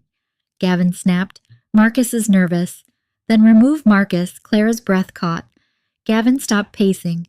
You think I don't know that? Evelyn looked completely emotionless. Fear spreads. Weak people become dangerous. Silence. Then Gavin spoke quietly. What if Clara talks? Evelyn laughed softly. The sound chilled Clara more than yelling ever could. She won't. And if she does, Evelyn's expression darkened slightly. Then we remind people she's unstable. Clara stopped breathing. Not after Gavin died, not recently. They planned this years ago. Then the recording got worse, much worse. Evelyn leaned forward calmly. If things collapse publicly, sacrifice the marriage first. Women always absorb scandal better than companies do. Clara stared at the screen in disbelief. Sacrifice the marriage. Sacrifice her. She was never family, never loved, never protected, only useful. The video ended. Thunder exploded outside, simultaneously shaking the entire house. Sophie looked pale. She's evil. No. Evil felt too simple. Evelyn Warren was something colder. A woman who survived inside powerful male systems by becoming more ruthless than the men themselves.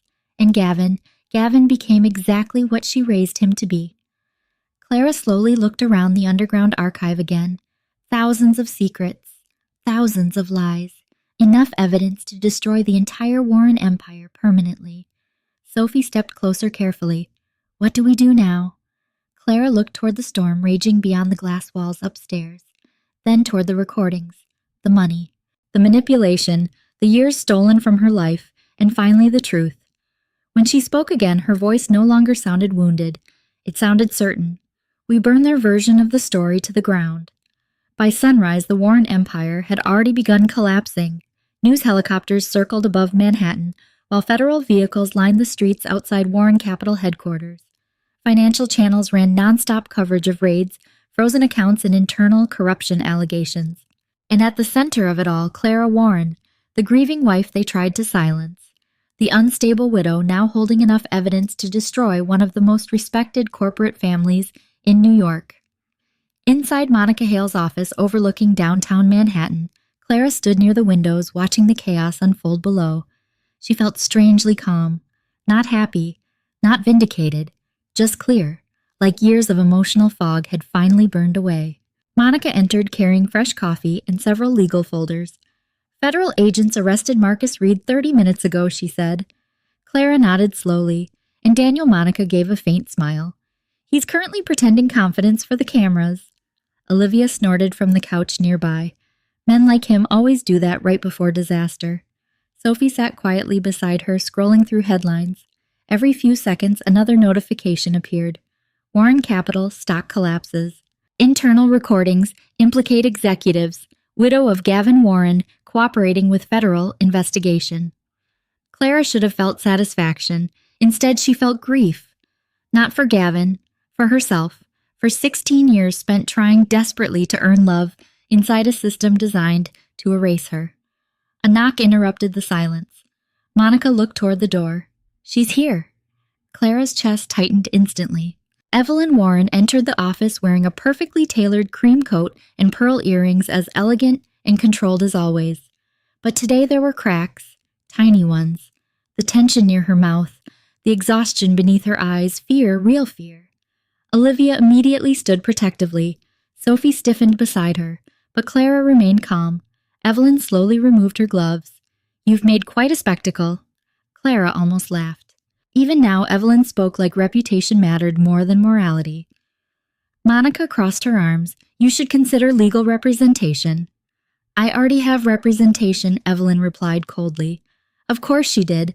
Women like Evelyn survived by preparing for war long before anyone else realized one existed. Clara studied her carefully.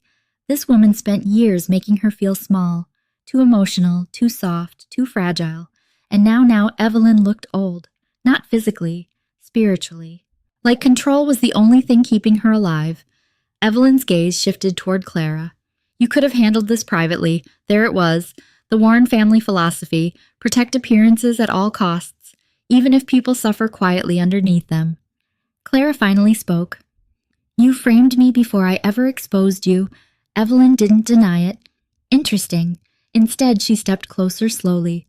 "You don't understand how power works." "No," Clara replied softly. "I understand exactly how your family works now."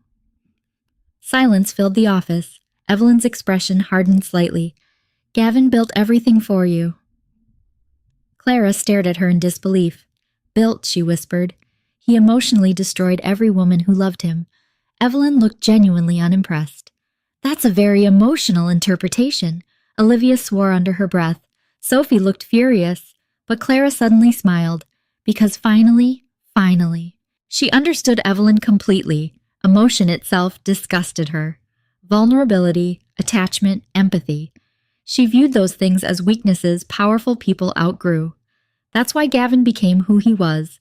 Not despite Evelyn, because of her. "You know what's funny?" Clara asked quietly. Evelyn said nothing. "For years I thought you hated me because I wasn't good enough." A pause.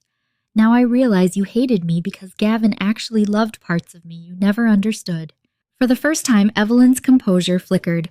Tiny, but real. Clara stepped closer now. "You taught your son that love was leverage." Her voice sharpened. That women existed to stabilize powerful men emotionally while receiving nothing in return. Evelyn's eyes turned cold. "You benefited from that arrangement." The sentence stunned the room. Even Monica looked disgusted. But Clara no longer felt shocked, because predators always mistake survival for consent. Clara's voice became quieter. "I loved him." Evelyn's response came instantly. "That was your mistake." The office fell completely silent, and suddenly Clara felt something unexpected. Pity. Not for Gavin, for Evelyn. Because imagine living so long without understanding love that you genuinely viewed it as weakness. What a lonely way to exist. Clara shook her head slowly. "No," she whispered. "Your mistake was thinking kindness made me weak." Evelyn's expression tightened. Then she reached into her handbag calmly. Everyone stiffened immediately, but she only removed a legal envelope. "Hush agreement," Evelyn said coolly. "Confidential settlement. You walk away quietly and this ends." Olivia looked horrified. Sophie scoffed loudly. Monica didn't even touch the envelope, but Clara stared at it carefully. Years ago she might have accepted it, not because she was greedy, because peace felt safer than conflict. But the woman standing here now wasn't the same Clara Warren who apologized for existing inside her own marriage. That version died slowly across funerals, recordings, betrayals, and truths. Clara looked directly at Evelyn. "You still think this is about money?" Evelyn's voice sharpened. "Everything is about money eventually." "No!" Clara pushed the envelope back across the desk. "This is about truth." For the first time all morning, Evelyn looked genuinely angry. Not controlled anger. Personal anger. "You self-righteous little fool," she hissed softly. "You think exposing this family changes anything? Men like Gavin will always exist." Clara nodded slowly. "Yes." That answer clearly surprised Evelyn. "They probably will." A pause. "But women like me exist too now." The words settled heavily into the room. Because Clara finally understood something powerful, Healing didn't require pretending she was never broken. Strength didn't require becoming cruel. And survival didn't require silence. Outside the office windows, sirens echoed faintly across Manhattan. The empire was collapsing publicly now.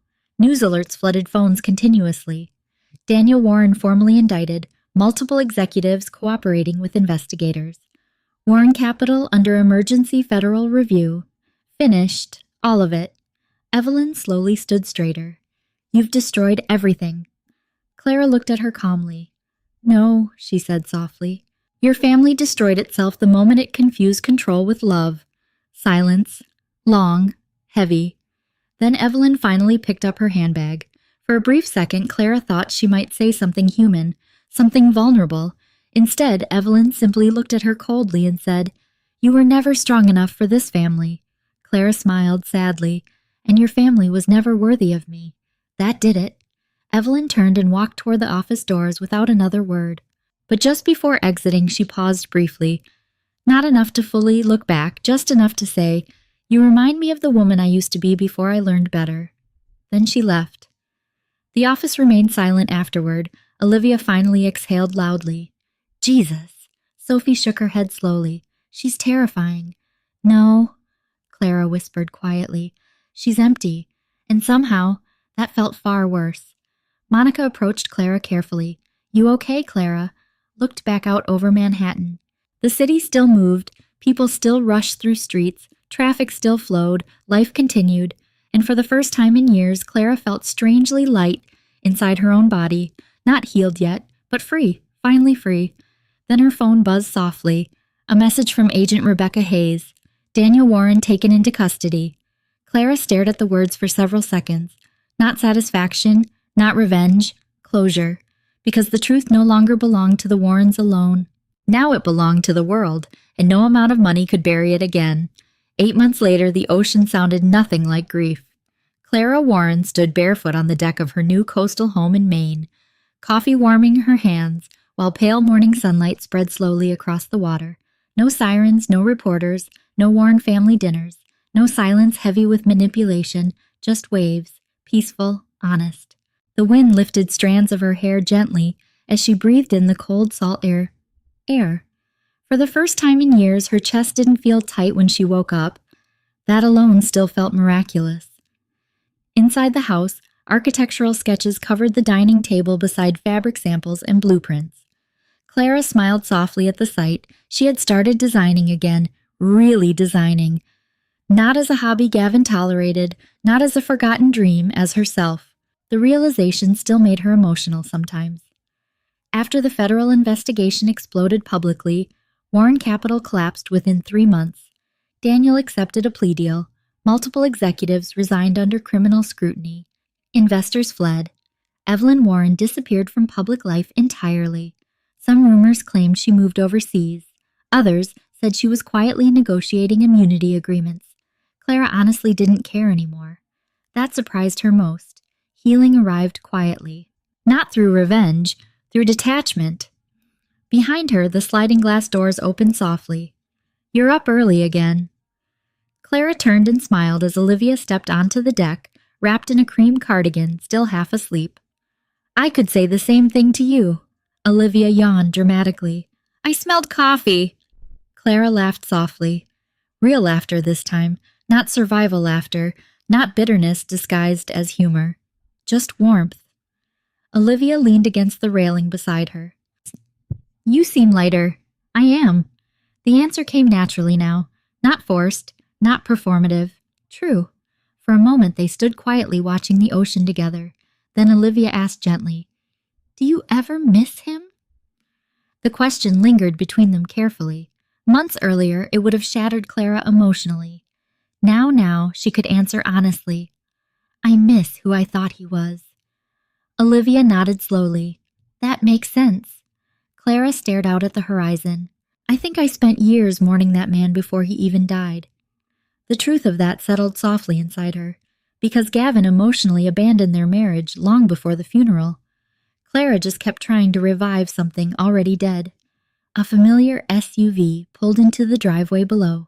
Sophie Bennett stepped out carrying folders and takeaway breakfast bags, while laughing at something Monica Hale said beside her. Clara smiled faintly. Life was strange.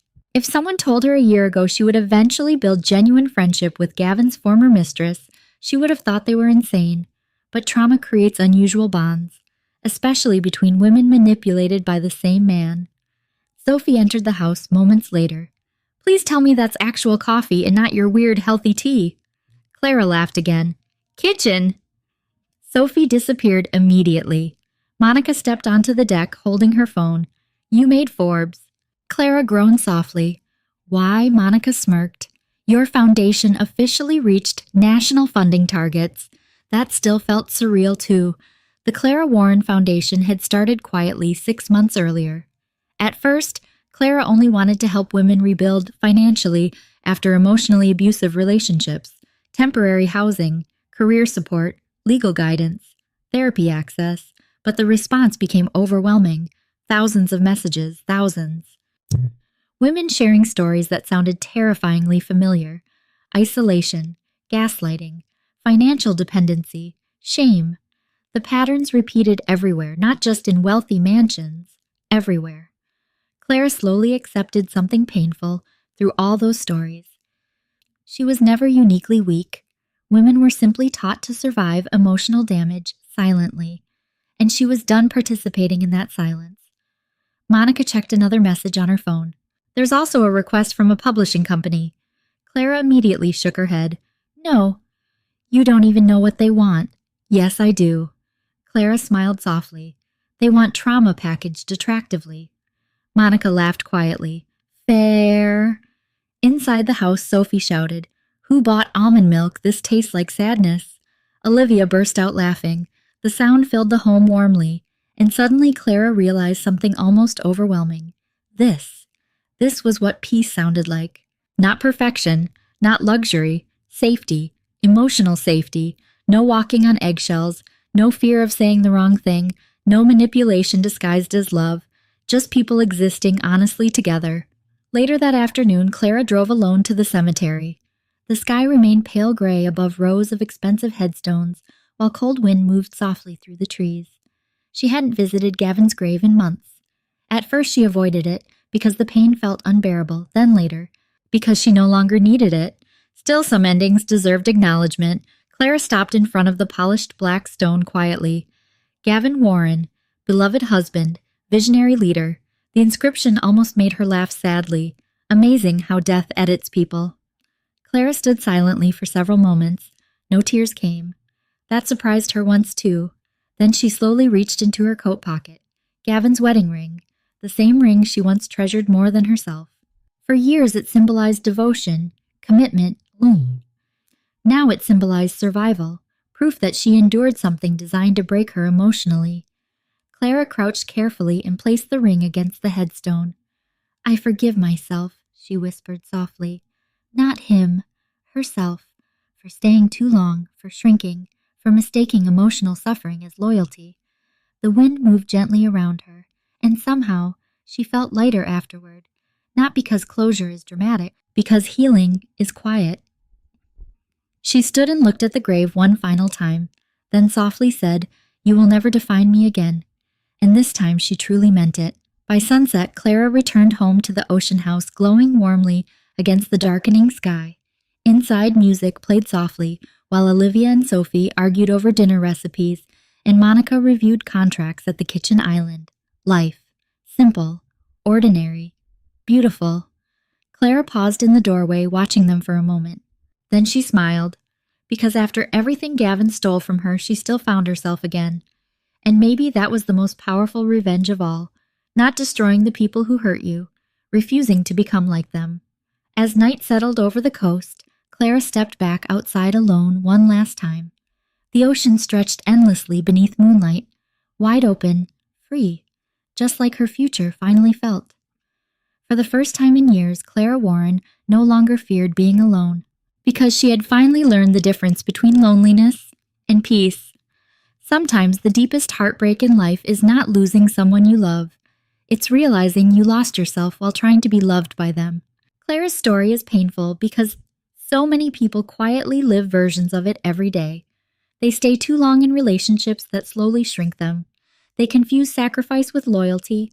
They accept emotional neglect because they keep hoping love will eventually return if they just become better, quieter, easier, more understanding. But real love does not require you to disappear. Real love does not punish vulnerability, manipulate insecurity, or make you feel grateful for basic kindness.